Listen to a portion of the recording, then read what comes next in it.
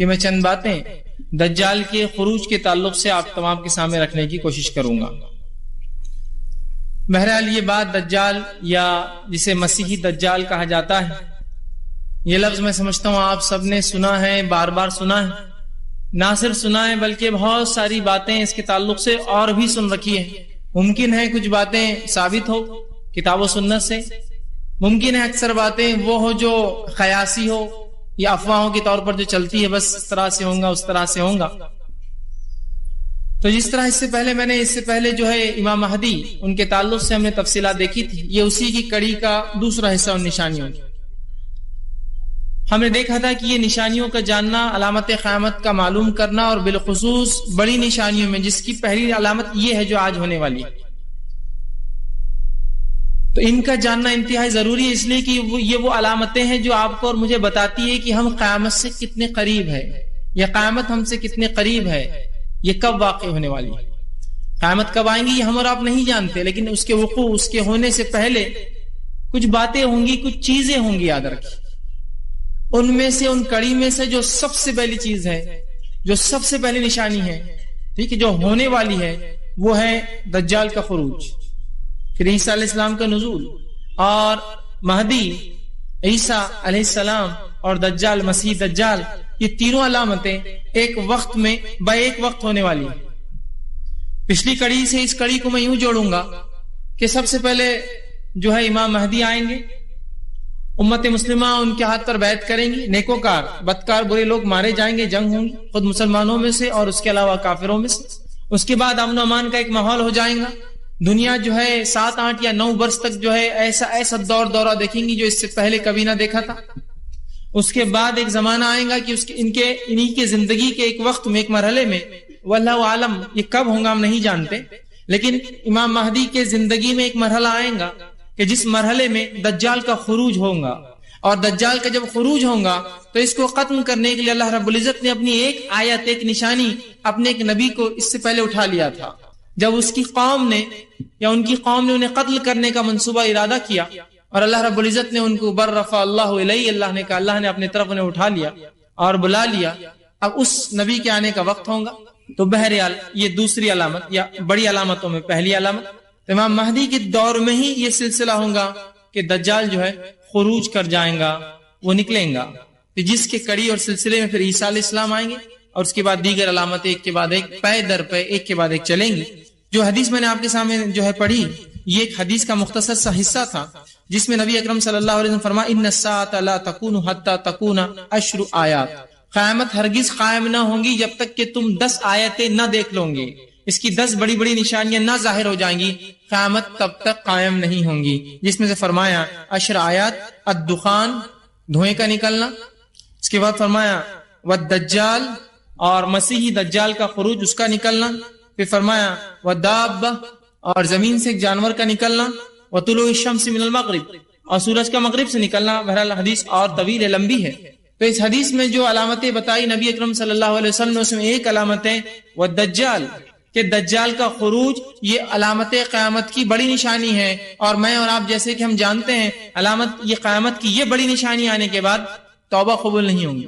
دجال، عیسیٰ علیہ السلام، سورج کا مغرب سے نکلنا، یہ نشانیاں اب جو ہے توبہ کے دروازے بند ہیں، یاد رکھیے ایک شخص کے لیے۔ اس سے پہلے کہ اس نے توبہ کر لی تھی ایمان لا کر، یا اگر مومن تھا تو نیک کام کر لی، مطلب توبہ کر لی اور نیکی میں بڑھ گیا تو ٹھیک ہے، ورنہ توبہ کے دروازے بند ہیں، یاد رکھیے۔ اس لیے ان نشانیوں کو جاننا بہت زیادہ اور بھی ضروری ہے ایک مومن کے لیے، اس لیے کہ توبہ اور استغفار کے دروازے بند ہونا ایک بہت زبردست اللہ رب العزت کے ایک رحم، اور جو رحم اور کرم انسان پہ ہوتا ہے کہ اس کے خطاؤں کو معاف کرنے، اس نے توبہ کیا وہ بند کر دے گا، اس سے پہلے جو کرنا ہے کر لے، توبہ کر لے اپنے گناہوں کی۔ تو بہرحال دجال، اسے مسیحی دجال بھی کہا جاتا ہے۔ اب مسیحی دجال کیوں کہا جاتا ہے، اس کا یہ اسم اس طرح سے کیوں کہا جاتا ہے، اس کے مختلف بہرحال معنی جو علماء نے لکھے کہ وہ جھوٹا ہوگا، وہ ایک آنکھ سے کانا ہوگا، اس وجہ سے اسے مسیحی دجال کہا جاتا ہے۔ یا دجال کا معنی ہوتا ہے وہ جو دجل اور فریب، دھوکے بازی، جھوٹ، مکر، یا کس جھوٹ کے اندر بالکل اعلیٰ درجے کا، پرلے درجے کا جھوٹا، اس کو کہتے ہیں دجال، بولتے ہیں نامزان میں یہ تو دجال ہے، مطلب جھوٹا ہے۔ تو یہ لفظ ہم سب جانتے ہیں، اس کے تعلق سے بہت ساری غلط فہمیاں ہیں۔ انشاءاللہ عزیز اس عنوان کے اندر میں نے جہاں تک ہو سکی کوشش کی ہے کہ تمام تر روایتیں آپ کے سامنے میں صحیح درجے یا حسن درجے کی رکھوں، تو دجال جب ہے اس کے تعلق سے جو سوالات ہمارے ذہن میں آتے کہ مسیح دجال کون ہے.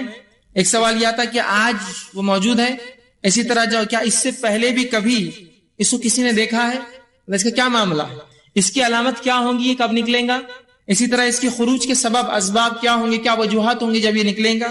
دجال جو ہے اس کے علاوہ جو دجال کے بارے میں جو غلط عقائد ہے وہ دیکھیں گے, اور اسی طرح اس سے محفوظ کیسے رہا جائے اس کا طریقہ بھی انشاءاللہ عزیز میں آپ کے سامنے رکھوں گا جو کتاب و سنت سے ثابت ہے. اب آئیے چند باتیں دیکھتے ہیں دجال کے تعلق سے. دجال کون ہوگا؟ تو یاد رکھ لیجیے دجال اولاد آدم میں سے ایک شخص ہے. دجال اولاد آدم میں سے ایک شخص ہوگا جس کو اللہ رب العزت نے کچھ خاص طاقتیں دے رکھیں گی اپنی طرف سے, یہ اس کی خود کی کوئی خصوصیت نہیں ہوں گی. یاد رکھیے دجال اولاد آدم میں سے ایک شخص ہوگا جس کو اللہ رب العزت نے اپنی جانب سے کچھ خصوصی طاقتیں دے رکھی ہے جو عام انسانوں کو یا دیگر انسانوں کو اللہ نے وہ طاقتیں اور قوتیں عطا نہ کی ہے. اللہ تعالیٰ لوگوں کی آزمائش اور امتحان کے لیے اسے بھیجیں گا. دجال میرے اور آپ کے اور مومنوں کے امتحان کے لیے آئیں گا. اسی طرح نبی اکرم صلی اللہ علیہ وسلم نے اس کے تعلق سے جو متنبع کیا اور اس کی گمراہیوں کو واضح کیا اور ہمیں تاکید کی کہ اس کی گمراہی میں مت آنا, اس لیے کہ تمہارے لیے دجال آزمائش. اور کیوں نہ ہو, دجال ایسی کڑی آزمائش ہے کہ نبی اکرم صلی اللہ علیہ وسلم فرماتے ہیں ہر نبی نے اس کے تعلق سے اپنی قوم کو ڈرایا, حتیٰ کہ آدم علیہ السلام نے اپنی قوم کو اس سے ڈرایا. سبحان اللہ, پہلے نبی ہیں انسانی کی طرف بھیجے گئے, انہوں نے بھی اس سے ڈرایا اور ہر نبی نے ڈرایا. اور آپ صلی اللہ علیہ وسلم نے کہا لیکن کچھ باتیں میں تمہیں وہ بتاؤں گا جو اس سے پہلے کوئی نبی نہ بتا سکا. مطلب اللہ نے اسے نہیں بتائی بات. کہا کہ دجال ایک آنکھ سے کانا ہوگا, اندھا ہوگا, ایک آنکھ خراب ہوں گی, اور یاد رکھنا تمہارا رب کانا نہیں ہے. اس سے مطلب یہ ہے کہ یاد رکھ لو وہ اپنے آپ کو رب اعلان کریں گا, تو اللہ کی اسماء و صفات کا علم حاصل کر لو اور جان لو کہ تمہارا رب کانا نہیں, وہ اندھا نہیں, اس کی ایک آنکھ خراب نہیں ہے. سمجھے آپ بات؟ یہ اضافی علم ہے جو اللہ کے رسول فرماتے مجھے ہی دیا گیا, اس سے پہلے نہیں تھا کسی کو. بہرحال تو دجال کے بارے میں جو معلومات ہے رکھنا ہمارے لیے انتہائی ضروری. یاد رکھیے نبی اکرم صلی اللہ علیہ وسلم کی حدیث ہے, حذیفہ بن یمان رضی اللہ عنہ فرماتے ہیں اور کہتے ہیں, صحیح بخاری کی روایت ہے کہ شر اور فتنوں کے تعلق سے جتنے سوالات میں کرتا تھا کوئی دوسرا صحابی نہیں کرتا تھا. ہر بار یہ کچھ نہ کچھ فتنوں کا سوال کرنے لگا, یہ کیسا ہوگا, وہ کیسا ہوگا, اس کا کیا معاملہ ہوگا. تو وہ کہتے ہیں کہ شر فتنوں کے بارے میں سوال کرتے تھے کہ کہیں اس میں مبتلا نہ ہو جائے, اور میں وہ کہتے اس لیے سوال کرتا تھا اور دیگر صحابہ بھی کرتے تھے کہ کہیں ہم وہ فتنے میں نہ آ جائے. وہ فتنے سے بچنے کے لیے ہم سوالات کرتے تھے. تو صحابہ کا فتنے سے بچنے, نبی اکرم صلی اللہ علیہ وسلم سوال کرنا, یہ اس کی دلیل ہے کہ آپ کو اور مجھے شریعت کا علم حاصل کرنا پڑے گا اور جاننا پڑے گا یہ تمام چیزیں کیا ہے. جیسے صحابہ جاننے کی کوشش کرتے تھے اور نبی اکرم صلی اللہ علیہ وسلم سے ہر ممکن ہر وقت پوچھتے تھے یہ کیسا, یہ کیا, یہ علامت کیسی, وہ نشانی کیسی, یہ کب ہوگا, فلاں کب ہوگا, تاکہ اپنی نفسوں کو, اپنی آل اولاد کو اور اس قوم اور اس ملت کو اس فتنے سے, اس برائی سے بچا سکے. ٹھیک ہے, اسی طرح ہمارے لیے بھی جاننا بہت زیادہ ضروری ہے, اس لیے کہ دجال یہ دنیا میں جو فتنے جتنے بھیجے گئے ان فتنوں میں سب سے بڑا فتنہ ہے. سب سے بڑا جتنے فتنے اللہ رب العزت نے دنیا میں بھیجے, جیسا مال ایک فتنہ, آپ صلی اللہ علیہ وسلم بنی اسرائیل جو ہے جس فتنے میں پھنسی وہ عورتوں سے تھا کہ شر اور جو ہے زنا اور اس کام میں وہ پھنس گئے. اس امت کے تعلق سے آپ نے فرمایا میری امت کا فتنہ مال ہے. تو ہر امت کا فتنہ ہوتا ہے, فتنوں کے درجے ہوتے ہیں, لیکن سب سے اونچا, سب سے بڑا, سب سے خطرناک فتنہ جو ہے وہ کیا ہے؟ دجال ہے. یاد رکھیے. تو کیا یہ بات جاننا ضروری نہیں ہمارے اور آپ کے لیے کہ وہ سب سے بڑے فتنے کو ہم جانیں وہ کیا ہے, اس کی حقیقت کو سمجھے, اس سے اپنے آپ کو بچانے کی کوشش کریں. لیکن ان تمام علامتوں سے پہلے یہ بات بھی اپنے ذہن میں رکھے کہ آپ ہر چیز کو پھر دجال سے جوڑنا نہ شروع کر دیں اور ہر کسی شخص میں دجال کو کھوجنا نہ شروع کر دیں. یہ ہوتا ہے جب بھی علامت قیامت کی بات ہوتی ہے, بس اس کے بعد سے آدمی کو ہر جگہ خوف ہوتا ہے. دیکھیے خوف ہونا, فتنوں سے ڈرنا فطری بات ہے, ایک مومن فتنوں سے ڈرتا ہے اس لیے کہ اس کے ایمان جانے کا مسئلہ ہوتا ہے. نبی اکرم صلی اللہ علیہ وسلم نے ایک مرتبہ صحابہ کو دجال کے بارے میں بتایا, نصیحتیں کی. حدیث میں روایت میں آتا ہے کہ اذان ہوئی فجر کی, نبی اکرم صلی اللہ علیہ وسلم فجر کے لیے آئے. فجر کے بعد آپ ممبر پہ چڑھے اور اعلان کیا اور علامت قیامتیں بتائی, دجال کی فتنوں کے بارے میں بتایا, حتیٰ کہ ظہر ہو گئی. ظہر کی نماز پڑھی, نماز کے بعد پھر آپ کھڑے ہوئے, ظہر سے پھر ہمیں تاکیدیں کی, حتیٰ کہ اثر کر دی. اثر کے بعد پھر آپ کھڑے ہوئے, پھر ہمیں علامت قیامت اور نصیحتیں بتائی, حتیٰ کہ مغرب کر دی. جب رات ہونے لگی اور نبی اکرم صلی اللہ علیہ وسلم ہمیں بتاتے گئے تو صحابہ آپ نے دیکھا صحابہ ڈر رہے ہیں اور گھبرا رہے ہیں. جب کھجوروں کے درخت پیچھے ہلنے لگے اندھیرے کے اندر, تو اللہ کے رسول صلی اللہ علیہ وسلم فرمایا کہ گھبراؤ مت, اگر دجال میرے رہتے ہوئے آ گیا تو میں اس کو کافی ہو جاؤں گا. اور میرے بعد آیا تو اللہ ان مومنوں کی مدد کریں گا اور وہ اس کے لیے کافی آ جائیں گے. تو گویا صحابہ اس وقت ڈر رہے تھے، اس لیے کہ ہر شخص اپنے ایمان کے لیے ڈرتا ہی ہے، ہر شخص ڈرتا ہے، اس کو ڈر ہے اس کا ایمان نہ چلے جائے. تو صحابہ کا ڈر پتہ چلا ہی فطری ہے. تو ان علامتوں کو جاننا ضروری ہے. فتنوں کے ڈر سے ڈرنا ایک الگ چیز ہے، لیکن ہر چیز میں آپ دجال اس کی چال بازیاں نہ سمجھے، ورنہ ہوتا ہی ہے کہ جو کام بھی دنیا میں ہوتا ہے آپ کہتے ہیں ہاں یہ دجال کے ساتھی، دجال کے مکر و فریب میں پھنسے ہوئے لوگ، دجال کی قوم، دجال کی فوج، دجال کا فلاں، دجال کا یہ، ہر چیز کو جو ہے دجال سے جوڑ دیتے ہیں. ان باتوں کو جاننا اتنا بہت زیادہ ضروری بھی ہے. ایک مرتبہ یہ ہوا کہ ایک شخص مجھے ملے، کافی عمر رسیدہ تھے، مجھ سے بات کہا آپ نوجوان ہیں، اللہ نے آپ کو صحت و طاقت دی ہے، کیا آپ اللہ کی راہ میں جہاد نہ کرنا چاہیں گے؟ میں نے کہا کیوں، موقع ملا تو ضرور. کہا بہت اچھی بات آپ نے کہی. کہا پھر میں آپ کو ایک پتے کی بات بتاتا ہوں. میں نے کہا کیا؟ تو کہا دجال آ چکا ہے. میں نے کہا سبحان اللہ، ابھی تک پتہ کیوں نہیں چلا؟ اور کافی قریب ہے وہ. میں نے کہا کتنا قریب ہے؟ تو کہا ناندڑ کے اطراف. میں نے کہا اچھا اتنے قریب آ چکا؟ ہاں. اور وہ بہت سنجیدہ تھے اس مسئلے میں. کہا ہاں اسی لیے تو میں نے آپ کی تعریف کی، آپ کی جوانی کی اور آپ کی صحت کی. تو ضرور، میں تو بوڑھا ہو گیا، پتہ نہیں اس کے آنے تک بچوں نہ بچوں، آپ ضرور جانا. میں نے کہا لیکن حدیثوں میں ناندڑ کا تذکرہ نہیں کہ دجال وہاں آئیں گا. نہیں کہا وہ فتنہ مچاتے ہوئے آ چکا ہے. تو میں نے کہا اس سے پہلے کون سے شہر میں فتنہ مچایا اس نے؟ تو کہا ہاں وہ تو نہیں پتا چلا، لیکن یہاں آ گیا پتا چل گیا. میں نے کہا ایسا تو حدیث میں کہیں وارد نہیں. جہاں سے نکلیں گا اس کی وضاحتیں، جہاں جائیں گا اس کی وضاحتیں، کہاں نہیں جائیں گا اس کی وضاحتیں، کیا کریں گا اس کی وضاحتیں، کیا نہیں کر سکتا سب وضاحتیں.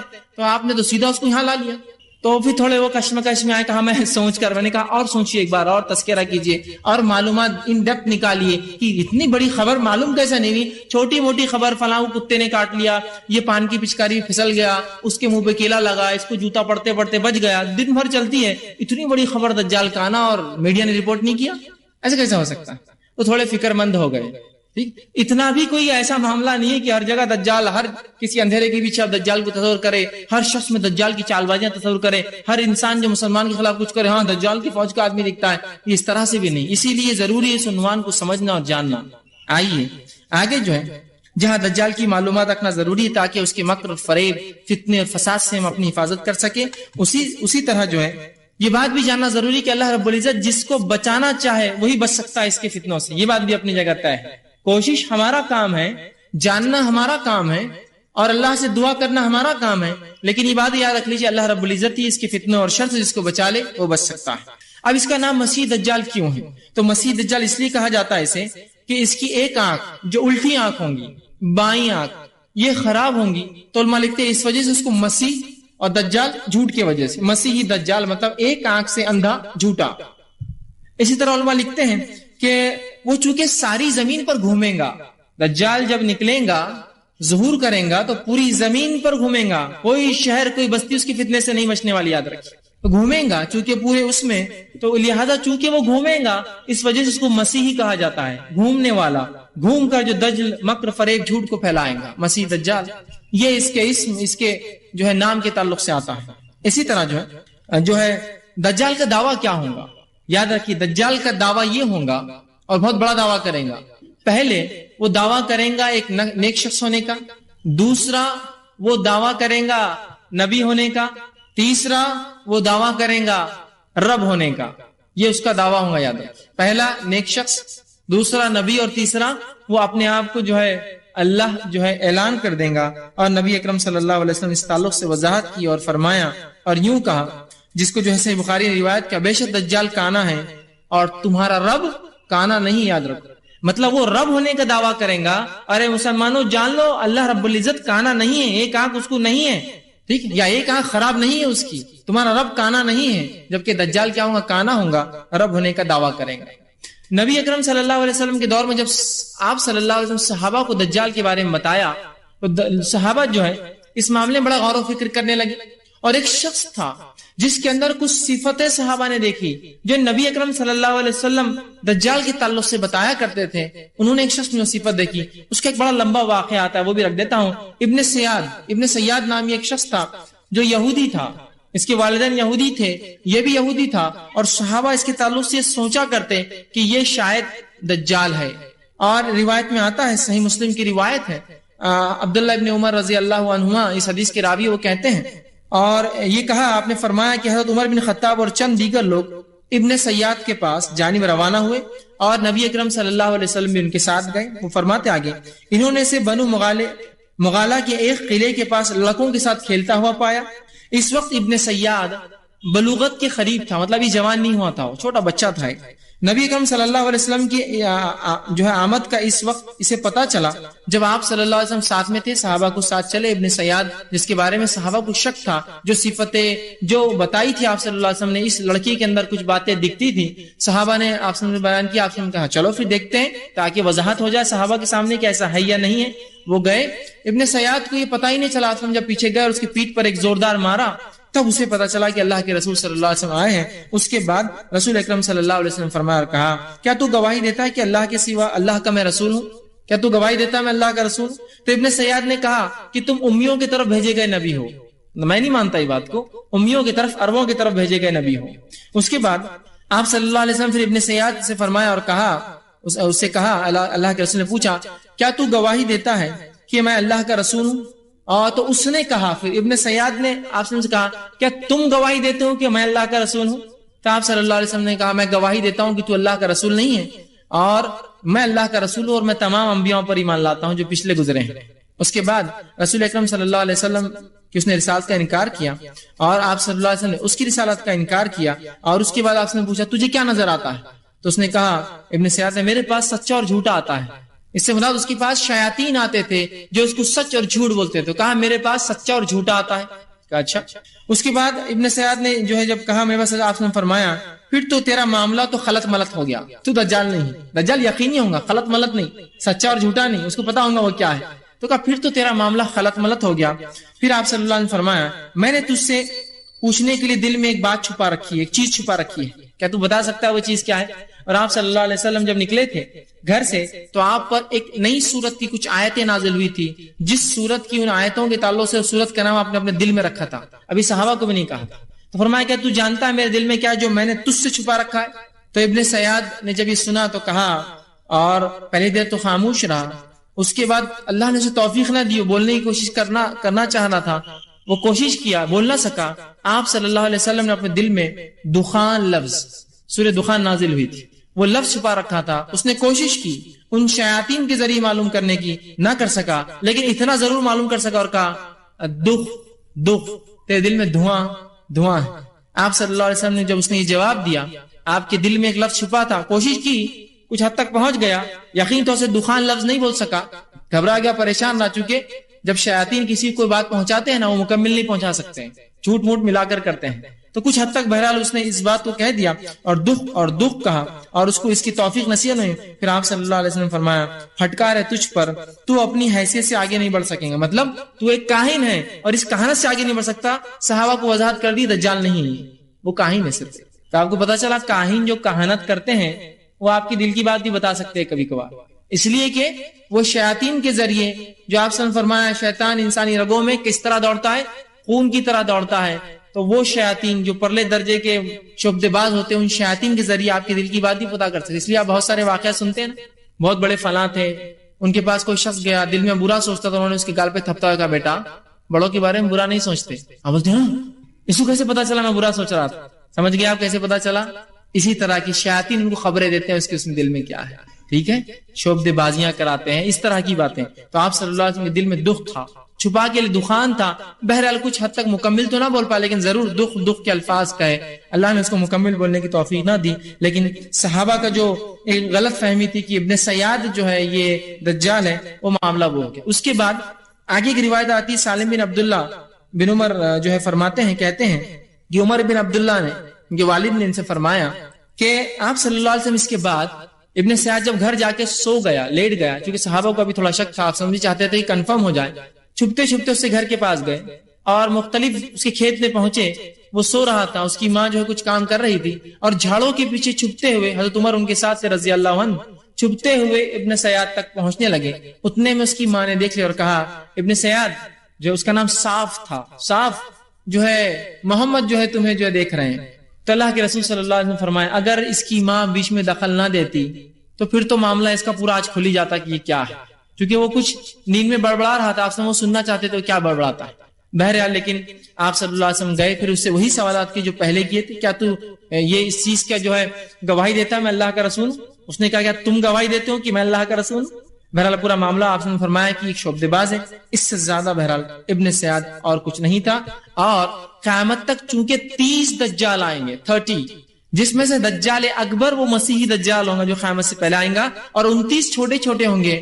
ٹھیک ہے، لیکن ابن سیاد بہرحال یا تو کچھ علماء کے نزدیک چھوٹا دجال تھا یا ایک شعبدے باز کاہن تھا، لیکن 30 دجال، 30 جھوٹے، اور پورے 30 نبوت کا دعویٰ کریں گے، پورے 30.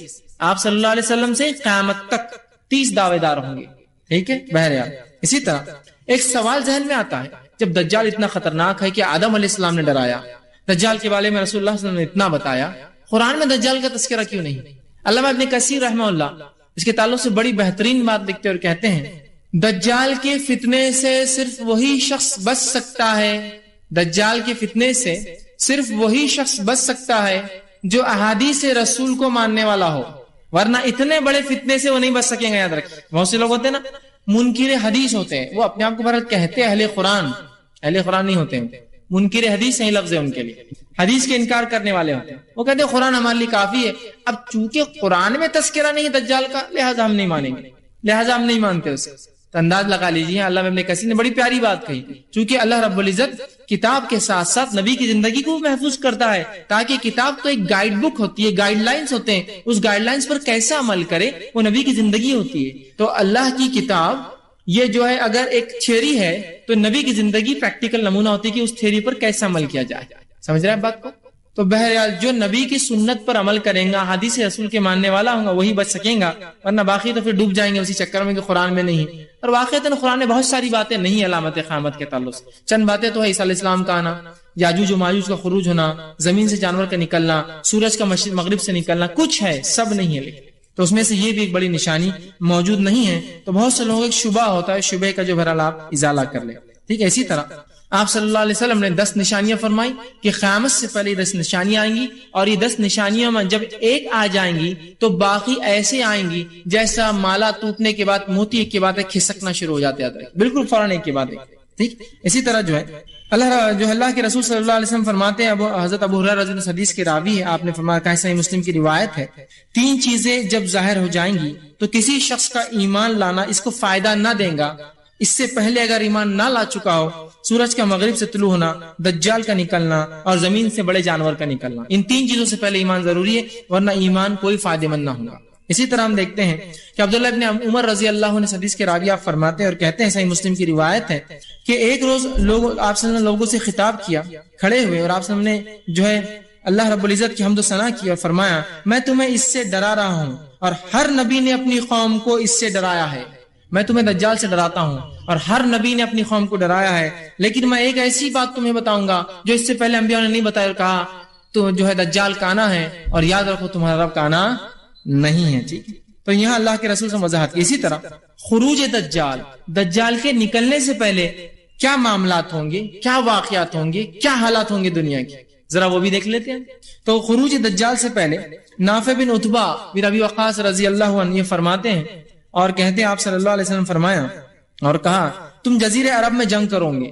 ان حدیث کی وضاحت ویسے میں نے پہلے کی ہے جو امام مہدی کے اس میں نہیں تھی، بہرحال پھر ایک خالی مختصر سا پھر بریفنگز دے رہا ہوں کہ آپ صلی اللہ علیہ وسلم چونکہ بہت طویل واقعات ہیں جو گزر گئے ہیں، جو امام مہدی کے ہم نے پچھلے کڑی میں دیکھ لی ہے، اس کے اندر بہرحال مختصر دہراتا ہوں. تو تم عرب میں پر حملہ کرو گے، امام مہدی آئیں گے، تم ان کے ساتھ مل کر حملہ کرو گے اور فتح یابی حاصل ہوگی. پھر تم جو آپ سے فرماتے تم ایران پر حملہ کرو گے، اللہ فتح دیں گا. پھر تم جو ہے اس کے بعد آپ فرماتے جو ہے تم جو ہے رومیوں پہ حملہ کرو گے، اللہ تعالیٰ تمہیں فتح عطا فرمائیں گا. پھر تم دجال سے جنگ کرو گے، اللہ تعالیٰ اس پر بھی تمہیں فتح عطا فرمائیں گا. تو یہ سلسلہ ہوگا کہ مسلمانوں کی جنگیں ہوں گی، امام مہدی ہوں گے، مسلمان ایران عراق سے لڑیں گے اور مسلمان روم سے لڑیں گے، اور خود جزیرۃ العرب کے اندر چونکہ برائی پھیل جائیں گی، پہلے وہی جنگ ہوں گی، اس کو ختم کیا جائے گا، اور اس کے بعد جو ہے دجال کا فتنہ نکلے گا. یہ فتنہ کب نکلے گا اس کے تعلق سے بہرحال وقت نہیں کہ وضاحت پوری کروں، بس حدیث کا مختصر جو ہے ایک ٹکڑا اور جملہ رکھ دیتا ہوں جو ہم نے پچھلی بار دیکھا تھا امام مہدی کے. اس میں امام مہدی آ جائیں گے، اس کے بعد عیسائی اور مسلمانوں میں صلح ہوگی. صلح ہونے کے بعد مسلمان ایک تیسرے دشمن سے لڑیں گے، تیسرے دشمن سے لڑیں گے تو وہاں یہ ہوگا کہ یہ بات طے ہوں گی پہلے شرائط میں کہ کوئی یہ نہ کہیں گا کہ صلیب کی جیت ہوئی، جو مسلمان ان کا معاہدہ ہوگا، اور عیسائیوں کا جو تیسرے محاذ تیسرے دشمن سے لڑیں گے. ابھی دشمن بہرحال کون ہے؟ اکثر علماء نے کہا وہ یہود ہوں گے، ان سے لڑیں گے. اور اس کے بعد جب واپس آئیں گے جنگ جیت کے، ایک ٹیلے پہ مسلمان رکیں گے تو ایک شخص اٹھیں گا اور عہد کو توڑ دیں گا اور ایک صلیب اٹھا کر کہیں گا صلیب کی جیت ہوئی، مطلب صلیب بنیاد بنا جیت کی، اس کی وجہ سے ہم جیت گئے. ایک مسلمان جو ہے شخص اٹھیں گا اور اس عیسائی جو کہیں گا صلیب کی جیت ہوئی، اسے قتل کر دیں گا. یہ ایک روایت میں اس کی صلیب کو توڑ دیں گا، جس پر عیسائی اپنا عہد توڑ دیں گے، حالانکہ پہلے انہی کی غلطی سے عہد ٹوٹیں گا، ان کا پہلے عہد ہو چکا ہوگا. اب مسلمان ان سے جنگ لڑیں گے. کئی جنگیں ہوں گی جن میں بہت سے عیسائی بھی قیدی بن کے مسلمان کے پاس آئیں گے اور یہ مسلمان ہو جائیں گے اور مل کر مسلمانوں کے ساتھ پھر عیسائیوں سے لڑیں گے. یہ جنگ کا معاملہ چل رہا ہوگا. مسلمان پھر اس جنگ کو جیتیں گے. اس جنگ میں جو لشکر جائیں گا مدینے سے نکلیں گا. اس لشکر کے 3 حصے ہو جائیں گے. ایک حصہ تو جب سامنے والی فوج کو دیکھیں گا ڈر کر بھاگ جائیں گے. اللہ کے فرماتے ان کی اللہ توبہ کبھی قبول نہیں کریں گے. دوسرا لشکر وہ ہوگا جو لڑیں گا، مطلب 1/3 بھاگ جائیں گا، اب 2/3 لڑیں گے، جس میں سے 1/3 مارے جائیں گے اور 1/3 انتقال کر جائیں گے، شہید ہو جائیں گے اور اللہ کے نزدیک یہ سب سے بہترین شہید ہوں گے. اس کے بعد آپ فرماتے ہیں 1/3 زندہ بچیں گے اس جنگ میں، مطلب 1/3 بھاگ گئے، 1/3 شہید، 1/3 زندہ بچیں گے اور اتنا مال غنیمت ملے گا کہ کسی کو انتہا نہیں. مسلمان اپنی تلواروں کو زیتون کے جھاڑوں پر لٹکائیں گے، آرام کریں گے. اس سے ایک بات یہ بھی پتہ چلتی ہے زیتون کے جھاڑ اکثر کس علاقے میں ہوتے، اللہ نے اس علاقے قسم کا والتین والزیتون، یہ فلسطین کا علاقہ ہے، یہاں زیتون ہی اگتا ہے اور دوسری کھیتیاں نہیں ہوتی ہیں. تو وہاں مطلب اتنی کثرت ہوں گی کہ فوج اس پہ رکیں گی آرام سے اور کوئی آواز دیں گا مسلمانوں تمہارے گھروں میں دجال آ گیا ہے. مسلمان خوفزدہ ہوں گے کہ ہم تو گھروں سے نکلے اور دجال آ گیا، فوراً بھاگیں گے. پہلی خبر جھوٹی، دوسری خبر جھوٹی، تیسری خبر سچی ہوں گی. 2 بار جھوٹ بولیں گا شیطان، دجال آ گیا، مسلمان بھاگ جائیں گے. پھر لوگ آئیں گے بولیں گے آپ جھوٹ کوئی نہیں بولیں گے، پھر اعلان کریں گے دجال آ گیا، مسلمان جائیں گے، پھر دیکھیں گے خبر جھوٹ. تیسری آواز سچی ہوں گی، تیسری بار وہ ظہور ہو جائیں گا. تو یہ چند حالات تھے جو بیک گراؤنڈ میں چل رہے تھے، جو امام مہدی کے سے میں نے لیا تھا. اب ان حالات جنگوں کے علاوہ 6 مزید اور چیزیں ہوں گی جب دجال نکل رہا ہوں گا. اس کے خروج کے بعد 6 مزید، وہ کیا کیا ہوں گی؟ سب سے پہلے آپ صلی اللہ علیہ وسلم فرماتے ہیں، جو حضرت جو ہے راشد بن سعد رضی اللہ عنہ حدیث کے راوی وہ کہتے ہیں، مسند احمد کی روایت ہے، جب جو ہے استخر فتح ہوا تو ایک منادی نے اعلان کیا خبردار ہو جاؤ دجال ظاہر ہو چکا ہے. اب یہ ایک شہر ہے استخر، اس کا نام حدیث میں آتا ہے. یہ شہر جو ہے یہاں جو ہے یہ جو ہے ایران کا ایک قدیم شہر ہے، یاد رکھیں استخر. بہرحال قدیم زمانے میں ایک شہر تھا، آج بھی کچھ آبادیاں ہیں. تو اس شہر میں مسلمان جنگ لڑیں گے اور وہاں اعلان ہوگا کہ دجال نکل گیا ہے. اسے 2 باتیں ہوتی، ہو سکتا ہے مسلمان ایک ساتھ کئی فرنٹس پہ لڑ رہے ہوں گے مہدی کے ساتھ، ادھر بھی جنگیں چل رہی ہیں ایران عراق میں، ادھر بھی جنگیں چل رہی ہیں فلسطین اور اس کے علاقے میں. وہ امکانات کافی ہے، یاد رکھیے. ٹھیک، اس طرح فرمایا کہ فتح اور منادی اعلان دے گا کہ دجال نکل گیا. تو ایک جنگ ہوں گی، اس مقام پہ جب مسلمان ہوں گے تو وہ ہوگا. اب بہت سے شہروں کے تعلق سے آپ تاریخ جانتے ہیں جو آپ کے زمانے میں نہیں تھے، جو تھے آج نہیں ہے. ہو سکتا ہے قیامت سے پہلے پھر آباد ہو جائے، ہوتا ہے نا اس طرح سے. آبادی ایک شہر میں بستی ہے، شہر اجڑ جاتے ہیں، پھر کئی زمانوں بعد سال 2000 سال 4000 پھر آبادیاں وہاں بس جاتی ہیں. ٹھیک، تو بہرحال وہاں ہوں گا. اسی طرح آپ فرماتے اور کہتے ہیں، اور آپ نے فرمایا دجال اس وقت تک نہیں نکلیں گا جب تک کہ لوگ اس کا ذکر سے غافل نہ ہو جائے. دوسری چیز کہ دجال جب تک نہیں نکلیں گا جب تک کہ لوگ اس سے غافل نہ ہو جائیں، حتیٰ کہ خطیب اپنے وعظ اور نصیحت میں بھی اس کو بھول جائیں گے. مطلب لوگ دینی شرعی علم سے اتنے دور ہو جائیں گے کہ دجال کو بھول جائیں گے، تب تک دجال نہیں آئیں گا، یاد رکھ، جب تک کہ اس کو بھلا نہ دیا جائے. ایک تیسری بات آپ فرماتے ہیں، تم یہ کہتے ہو اچھا تھا میں تمہیں بتا چکا ہوں کہ میں رسول اللہ صلی اللہ علیہ وسلم سے یہ بلکہ تیسری بات آپ فرماتے ہیں دجال کے تعلق سے کہ جب تک لوگ غافل نہ ہوں جب تک جو ہے دجال جو ہے نہیں نکلیں گا. اسی طرح دجال کی جسمانی علامتیں کیا ہوں گی، یاد رکھیے، جسمانی فزیکل صفتیں کیا ہوں گی.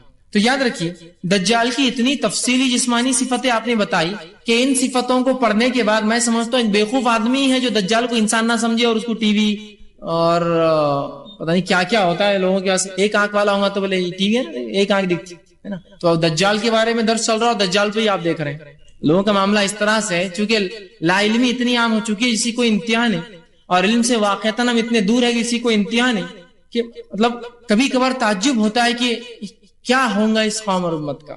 ایک صاحب مجھے ایک واقعہ بتانے لگے، ہنسی بھی آتی ہے لیکن افسوس بھی ہوتا ہے کہ ایک شخص جو ہے حج کے لیے گئے تو وہاں جو ہے مدینہ میں میوزیم ہے. اگر آپ میں سے کوئی حج عمرہ گیا ہو دیکھا ہوں، مدینے کی میوزیم کے وہاں بہت پرانی قدیم ایک سائیکل کھڑی ہوئی ہے. سائیکل ہوتی ہے، ایک قدیم سائیکل ہے، بہت پرانے بڑے ٹائر ہوتے تھے، اس کے پیچھے کا ٹائر چھوٹا، ایک نمونے کی طور میوزیم ہے. تو ایک شخص دوسرے شخص کو لا کر بتانے لگا اور کہنے لگا دیکھ یہ سائیکل آدم علیہ السلام کی. اندازہ لگا کیا حالات ہے مسلمانوں، آدم علیہ السلام کی سائیکل، یہ حالت ہے معاملہ. تو ہر چیز کو کر دیا، اتنی واضح صفتیں بتائی کہ کوئی بیوقوف اس لیے میں کہہ رہا ہوں آخر میں یہ کہہ سکتا ہے کہ یہ انسان نہیں، کوئی مشین ہے، اے ٹی ایم مشینز ہے، کمپیوٹر سکرینز ہے، ایل سی ڈی، پتہ نہیں کیا کیا. بہرحال اتنی واضح نشانی. پہلی چیز جو آپ صلی اللہ علیہ وسلم نے جو واضح علامتیں بتائی، وہ علامت رکھتا ہوں، جو خوبیاں بتائی اس کی علامتیں وہ یہ ہے. اس کا خلاصہ یہ ہے کہ ایک پست قد انسان ہوگا، پست قد سمجھے نا، گڈا قد انسان ہوگا، مضبوط جسم والا. ابھی صفتیں میں دجال کی بتا رہا ہوں تو آپ ایک دوسرے پہ مت لگائیے، آس پڑوس کے لوگوں مت لگائیے اتنا دیکھ تیرے لیے بول رہی، ویسا مت کیجیے، ٹھیک ہے، ورنہ ہوتا ہے لگائیں. اس لیے کہ یہ آدم کی اولاد سے ہے تو کہیں نا کہ انسان ایک جیسے ہی ہوتے ہیں نا. اس لیے کہ آپ سمجھ میں صحابی کو ایک خطاب کر رکھا وہ اس صحابی سے ملتا جلتا ہے. اس کا مطلب یہ نہیں کہ کوئی برائی ہے، گڈا ہونا، صحت مند ہونا، یہ ہرگز نہیں، لیکن اس کے اوصاف آدم کے بیٹوں میں ایسے اوصاف ہوں گے. ٹھیک ہے، تو آپ نے فرمایا کہ پست قد ہوگا، ٹھیک ہے، اسی طرح جو ہے مضبوط جسم والا ہوگا، اسی طرح جو ہے بڑے سر والا شخص ہوگا، اور فرمایا دونوں آنکھیں عیبدار ہوں گی. ایک آنکھ جو ہوں گی الٹی وہ بند ہوں گی، مطلب اس پہ چمڑا لگا ہوگا، سیدھا آنکھ نہیں ہوں گی. دوسری آنکھ جو ہوں گی جسے دیکھ پاتا ہوں گا وہ خراب ہوں گی. جیسے انگور ہوتا ہے نا، انگور کا دانا جس کا دیدہ خراب ہو جاتا ہے تو وہ اس کا رنگ بدل جاتا ہے، کالا نہیں ہوتا ہے. تو اس طرح سے اس کو نقص ہوگا اس کی دونوں آنکھوں میں. تو ایک خراب، اس پہ چمڑا لگا ہوا، اسی سے اس کو مسیح کہا جاتا ہے، دجال، کہ ایک آنکھ خراب جس کی ہے دجال. دوسری آنکھ اس کی ایک انگور کے دانے کے جس طرح اس طرح ہوں گی، آنکھیں عیبدار ہوں گی اس کی. اسی طرح دائیں آنکھ انگور کے دانے کی طرح جو ہوں گی. ٹھیک ہے، اسی طرح جو ایک روایت میں آتا ہے کہ آنکھ پہ چمڑا نہیں ہوگا بلکہ وہ آنکھ انگور کی جیسی ہوں گی، دوسری آنکھ سے دیکھ سکتا ہوں گا. ممکن ہے دونوں چیزیں کہ ہمیشہ بند رکھتا ہوں اور کبھی کھولتا ہوں، اس وجہ سے بند کی علامت میں یہ بتایا گیا، کھلا رکھتا ہوں گا تو اس طرح سے دیکھتی ہوں. بہرحال جو بھی ہے. اسی طرح آپ نے فرمایا آنکھ پر چمڑا آیا ہوا ہوگا، بال اس کے گھنے اور گھنگرالے ہوں گے، پیشانی اس کی بڑی ہوں گے، بہت گھنے بال اور گھنگرالے بال ہوں گے، پیشانی اس کی چوڑی ہوں گی، جلد کا رنگ سفید مطلب گورا انسان ہوگا، اور اس کی دونوں پنڈلیاں بے عیب ہوں گی، ذرا خوبصورت نہیں ہوں گی. آرچ شیپ مطلب ہوتا ہے نا کچھ لوگوں کے پیر ایسے ٹیڑے ہوتے ہیں نیچے سے، اس طرح سے اس کے کھلے ہوئے پیر ہوں گے، مطلب سیدھے پیر ہوں گا، یا ایسے پیر جس کو دیکھ کر آدمی کو لگے نقص ہے اس کے اندر، تھوڑا لچک ہے، تھوڑی کمی ہے، تھوڑی خرابی ہے اس کے پیروں میں، تو اس قسم کے اس کے پیر ہوں گے. ٹھیک ہے، اور دونوں آنکھوں کے درمیان 3 حرف لکھے ہوں گے، کاف، فے، رے. ہر مومن جاہل ہو یا پڑھا لکھا ہو اگر ایمان والا ہے تو پڑھ لیں گا کافر. کیا لکھا ہوا؟ 3 حرف، کاف، فے، رے. ہر مومن جس میں ذرہ بھی ایمان ہوگا، پڑھا لکھا ہو یا جاہل ہو، دیکھیں گا اور پڑھ لیں گا کافر. ٹھیک ٹھیک. ابھی کافر جو ہے اس کے سر پہ دونوں آنکھوں کے بیچ، مطلب دونوں آنکھوں کے بیچ کے پیشانی کے حصے پہ لکھا ہوگا، یہ واضح ہے، یہ شخصیت ہے. کچھ لوگ پتہ نہیں عجیب رہتے، کافر ہے نا لکھا ہوا تو وہ کیا کرتے، امریکہ، فرانس، کافر. او امریکہ اور فرانس، امریکہ کا کا، فرانس کے فیرے، ہاں کافر. دیکھو کھلا مومن دیکھ لے رہا، پہچان لے رہا. دیکھو حدیث میں یہاں الفاظ ہے اس کی آنکھوں، آنکھیں یہ 2 چیزیں، فرانس اور امریکہ، آنکھوں کے بیچ الفاظ ہے، شخصیت بتائی جا رہی ہے. یعنی کہ وہ اس دنیا کے میپ میں لکھا ہوا ہوگا کافر. وضاحت ہے، پیشانی چوڑی، دونوں آنکھوں کے بیچ میں، ہر شخص پڑھ لیں گا کاف، فیرے، ایمان والا ہوگا تو چاہے ان پڑھ ہو چاہے پڑھا لکھا ہو، کافر. سمجھے؟ شخصیت ہے، واضح شخصیت ہے، اس میں کوئی دو رائے نہیں کہ یہ شخصیت نہیں، کوئی مشین، کوئی آلات، کوئی عجیب چیز ہے، بلکہ ایک شخصیت ہے، یاد رکھیں. ٹھیک، تو یہ جسمانی اوصاف ہے جو حدیث میں آئے. اسی طرح دجال کے ظاہر ہونے کی جگہ، صحیح مسلم کی روایت ہے، ابو بکر رضی اللہ عنہ حدیث کے راوی، آپ کہتے ہیں آپ صلی اللہ علیہ وسلم فرمایا دجال مشرق میں ایک ایسی جگہ سے خروج کرے گا جس کو خراسان کہا جاتا ہے. خراسان سمجھتے ہیں؟ خراسان یہ ایران کا ایک ضلع ہے، ابھی آج بھی بہرحال خراسان ایک ضلع ہے ایران کا. اس خراسان علاقے سے نکلیں گا، یہ رہتا الگ جگہ ہے، ظہور یہاں سے کریں گے. سمجھے؟ ظاہر جب ہوں گا پبلک میں، عوام میں عام ہوں گا تو خراسان سے ہوں گا، ناندیڑ سے نہیں. ٹھیک، دیکھیے الفاظ کے ساتھ ہے نا حدیث میں، آپ کوئی شک ہی نہیں رہا نا کہ اندازہ تکا نہیں لگا سکتے نا، آپ کی مشرق بول تو کہیں تک بھی چلے جاؤ گھومتے ہیں. نہیں، الفاظ ہے، خراسان سے ظاہر ہوں گا، مطلب جب پہلی خبر لوگوں کو ملیں گی تو وہ خراسان میں ہوں گا اور وہاں سے اپنا مشن وہ چالو کریں گے. رہتا کہیں اور ہے، ظاہر کہیں اور سے ہوگا، اور پورے دنیا میں اس کے بعد وہ گھومے گا۔ تو فرمایا جو ہے خروج اس کا خراسان سے اس کا ایک شہر خراسان سے ہوگا، اور اس کی پیروی ایسے لوگ کریں گے جن کے چہرے منڈی ہوئی ڈھالوں کی طرح ہوں گے، مطلب چپٹے چہرے والے لوگ ہوں گے جو اس کی پیروی کریں گے اس زمانے میں۔ بہرحال کون ہوں گے واللہ عالم، لیکن ایک حدیث میں اس کی وضاحت اور بھی آتی ہے۔ بہرحال تو آپ نے فرمایا خراسان سے نکلیں گے، ظاہر جب ہوں گے۔ اسی طرح دجال ابتدائی ظہور اور شہرت شام اور عراق کے درمیان ہوں۔ ایک روایت نے فرمایا نکلیں گا خراسان سے، لیکن جو شہرت اس کو ملیں گی، پبلسٹی ملیں گی، وہ عراق اور شام کے بیچ میں کسی بستی میں ملیں گی۔ رہتا کہیں اور ہے، ظاہر خراسان سے ہوں گا، لیکن پبلکلی اناؤنسمنٹ اور جو اس کے نقصانات ہیں وہ پتہ چلیں گے جب وہ عراق اور شام کے بیچ میں کسی شہر میں، چونکہ وہ سفر کریں گا، شہر شہر بستی بستی گھر گھر جائیں گا، تو وہاں جو ہے ظاہر ہوں گا اور وہاں سے اس کو پاپولیرٹی ملے گی، وہاں سے جو ہے وہ مشہور اور شہرت پالیں گا ان دو علاقوں کے بیچ میں۔ اسی طرح جو ہے نواز بن سمعان رضی اللہ عنہ فرماتے ہیں اور کہتے ہیں وہ شام اور عراق کے درمیان ایک مقام سے ظاہر ہوں گا، خراسان سے نکلیں گا، کچھ لوگ وہاں تیاری کریں گے، وہ مشہور اور جو ہے شہرت پائیں گا عراق اور شام کے بیچ کے بھرا ایک علاقے میں۔ اسی طرح دجال کیا وہ کوئی شخص ہے؟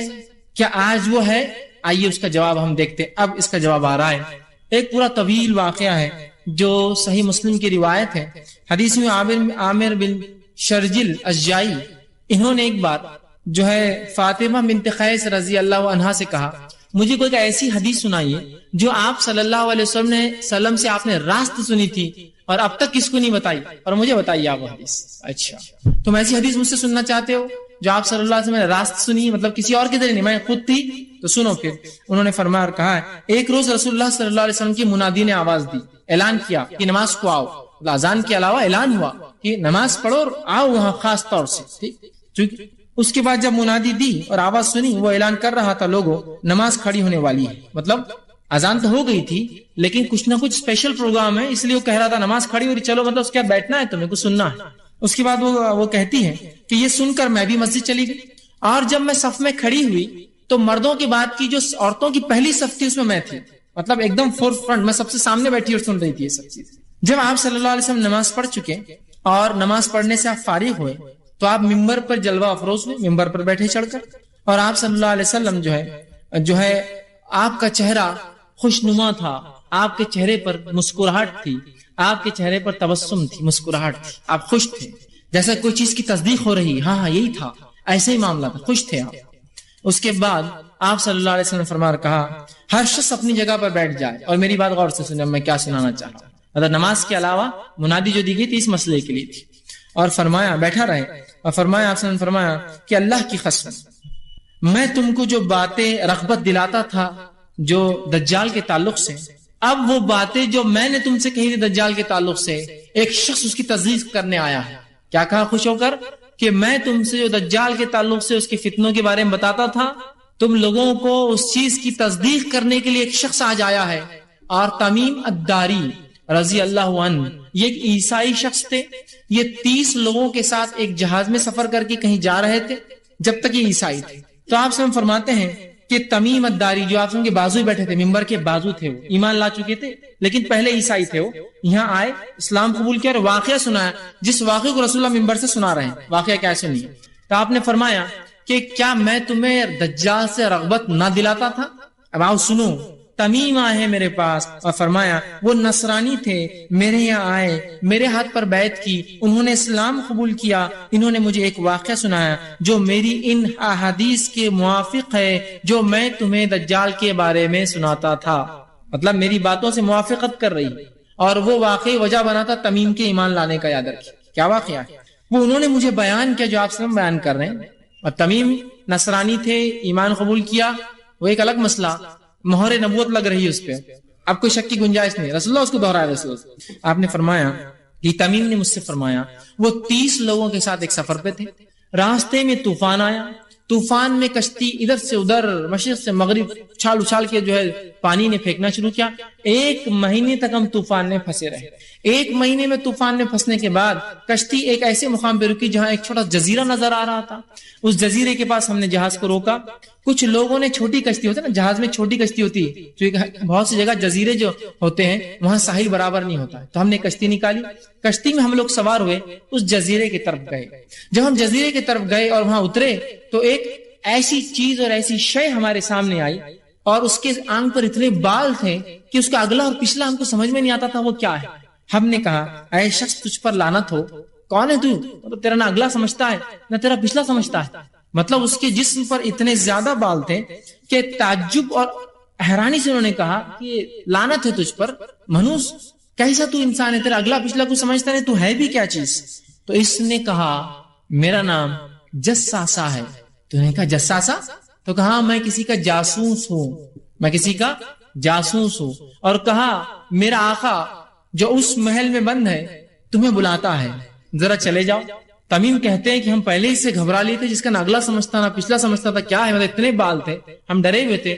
ہم نے سوچا اب چلے جانا چاہیے اس کے مالک کے پاس، چونکہ اب ہم تابع ہو گئے تھے نا، اب جزیرے پہ اتر گئے، اب اتنی خطرناک شے ایک چیز سامنے آ گئی۔ ہم لوگ دوڑے اور وہاں گئے۔ جب اس محل میں گئے تو اس جساسا نے کہا، اس نے کہا تم لوگ اس شخص کے پاس جاؤ جو الگ تھلگ ایک دور جگہ میں رہتا ہے اور تمہارے بارے میں جاننے کا بڑا خواہش مند ہے، مطلب اس کو علم ہے کہ تم لوگ یہاں آئے ہوئے اس جزیرے کے اوپر۔ وہ کہتے ہیں کہ اس جساسا نے جب اپنا نام لیا تو ہمیں اندیشہ ہو گیا اور ہم یہ سوچنے لگے شاید یہ شیطان ہے، اور اب اس کی بات ماننا پڑیں گے۔ تو ہم سوچنے لگے، چونکہ وہ عیسائی تھے، ابھی مسلمان نہیں تھے، شاید یہ شیطان ہے، اور ہم جو ہے جلدی سے جو اس خانقاہ اس محل کی طرف بھاگنے لگے کہ کم از کم اس سے تو نجات ملیں گی، شیطان سے، اس کے آقا سے مل لیں گے، اور بھاگنے لگے، چل پڑے۔ جب ہم اس میں داخل ہوئے تو ہم نے ایک عظیم الجشا ایک شخص دیکھا، بہت ہیوی ہیکل۔ اب آپ بولیں گے ایک طرف تو کچھ باتیں آ رہی ہے پستہ خط کی، ایک طرف ہیوی ہیکل، انشاءاللہ بعد میں اس کی وضاحت کروں گا۔ ہیوی ہیکل بہت بڑا ایک شخص تھا جس کو جو ہے مضبوطی سے زنجیروں میں باندھا ہوا تھا، اس کے دونوں ہاتھ اس کی گردن پہ باندھے ہوئے تھے، ہوتا نا جو بہت خطرناک قیدی ہوتے ہیں ان کے ہاتھ باندھ دیتے ہیں، اور اس کے دونوں پیر گھٹنے سے لے کر ٹخنوں تک باندھے ہوئے تھے زنجیروں میں، اور زنجیریں جو ہے لگی ہوئی تھی کہ وہ ہلچل بھی نہیں کر سکتا تھا اور بھاگ بھی نہیں سکتا، ہاتھ بھی بندھے تھے پیر بھی بندھے تھے۔ ہم اس شخص کے پاس گئے اور عظیم جیسا شخص تھا، بہت مضبوطی سے باندھا تھا، اس کے دونوں ہاتھ اس کی گردن سے باندھے ہوئے تھے اور گھٹنے سے ٹخنوں تک لوہے کی زنجیروں میں جکڑا تھا۔ ہم نے کہا تیرے لیے ہلاکت، تو کون ہے؟ وہ ایک شیطان دکھ رہا تھا اور ایک تم کون ہو؟ تو شخص نے کہا، اس نے کہا تم لوگ میرے بارے میں جاننے میں کامیاب ہو گئے، پہلے تم مجھے کچھ بتاؤ، میں پھر بعد میں اپنا تعارف دیتا ہوں میں کون ہوں۔ تو کہا پوچھ پھر کیا پوچھنا ہے؟ تو ہم نے کہا، دوست نے کہا تم لوگ کون ہو، پہلا سوال۔ ہم نے کہا، تمیم کہتے ہیں، ہم نے کہا ہم عرب لوگ ہیں، عرب سے آئے ہیں، ہم ایک بحری جہاز میں سفر کر رہے تھے، سمندر میں طوفان آیا، طوفان نے تھپڑے مارے، 30 دن تک ہم پریشان رہے، 30ویں دن طوفان تھما، کشتی آ کے ساحل پہ رکی، ہم چھوٹی کشتی میں سوار کے یہاں آئے، وہ ایک شخص ملا جس کا نہ اگلا سمجھتا تھا نہ پچھلا سمجھتا تھا، ہم نے اسے بددعا دی، اس نے کہا تم بلا رہے ہو، اور جب ہم نے سنا تو ہم جو ہے تمہارے پاس آ گئے ملنے کے لیے۔ کہا اچھا یہ معاملہ ہے؟ پھر اس شخص نے کہا، اور وہ کہتے ہیں، اس نے کہا تم لوگ جو ہے تم کون ہو؟ ہم نے کہا ہم عرب ہیں، ایک بحری جہاز اور پورا واقعہ سنا ہے، اور وہ جانور ہمیں جو یہاں لے آیا۔ ہم نے اس سے پوچھا تیرے لیے تباہی و بربادی ہو، تو کون ہے؟ اب بول۔ اب ہم نے بتا دیا پورا ہمارا کیا ہے، اب تو کون ہے بتا۔ تو اس نے کہا جو ہے میں جیسا مطلب اس کا واقعہ، اس کی بات جو ہے، اس نے کہا تم لوگ اس بڑے محل میں آ جاؤ، تو ہم اس کی بات سن کر آ گئے اور تمہارے جانب آئے۔ اس نے کہا جو ہے مجھے جو ہے اب یہ چھوڑو کیا تھا، مجھے بیسان کے بارے میں بتاؤ۔ ابھی بھی اس نے اپنا تعارف نہیں دیا، کہا مجھے بیسان کے بارے میں بتاؤ، اور بیسان فلسطین کے ایک شہر کا نام یاد رکھے، آج بھی وہ شہر۔ تم وہ سب چھوڑو، مجھے بیسان کے بارے میں بتاؤ، میں اپنا تعارف ابھی نہیں دوں گا، بعد میں دے دوں گا۔ تو ہم نے کہا تم بیسان کے بارے میں کیا جاننا چاہتے ہو؟ ایک شہر ہے۔ تو اس نے کہا نہیں وہ نہیں پوچھنا چاہ رہا ہوں۔ اس نے کہا مجھے یہ بتاؤ کیا اس میں اس کے درخت پھل دے رہے ہیں؟ مطلب بیسان ایک جو ہے ریگستانی علاقہ تھا، کہ اب اس علاقے میں درخت اگتے ہیں اور پھل دیتے ہیں اور پھول آتے ہیں؟ تو انہوں نے کہا، ہم نے کہا دیتے ہیں، پھل دیتے ہیں، پھول آتے ہیں۔ اس نے کہا قریب ہے کہ اس کے درخت پھل دینا بند کر دیں گے۔ پھر آگے اس نے سوال کیا، اس نے کہا مجھے بحر طبریہ کے بارے میں بتاؤ۔ بحر طبریہ یاد رکھیے، یہ جو ہے فلسطین کے بیچ میں ایک بہت بڑا دریا ہے، بحر طبریہ۔ تو کہا مجھے بحر طبریہ کے بارے میں بتاؤ۔ تو ہم نے پھر کہا اس کے بارے میں بتاؤ۔ ہم نے کہا تم اس چیز کے بارے میں کیا جاننا چاہتے ہو، کیا بتائیں؟ تو اس نے کہا کیا اس میں پانی موجود ہے، کیا اس میں پانی ہے؟ تو انہوں نے جواب دیا ہاں بہت پانی ہے، لوگ کھیتی باڑی کرتے ہیں اس سے۔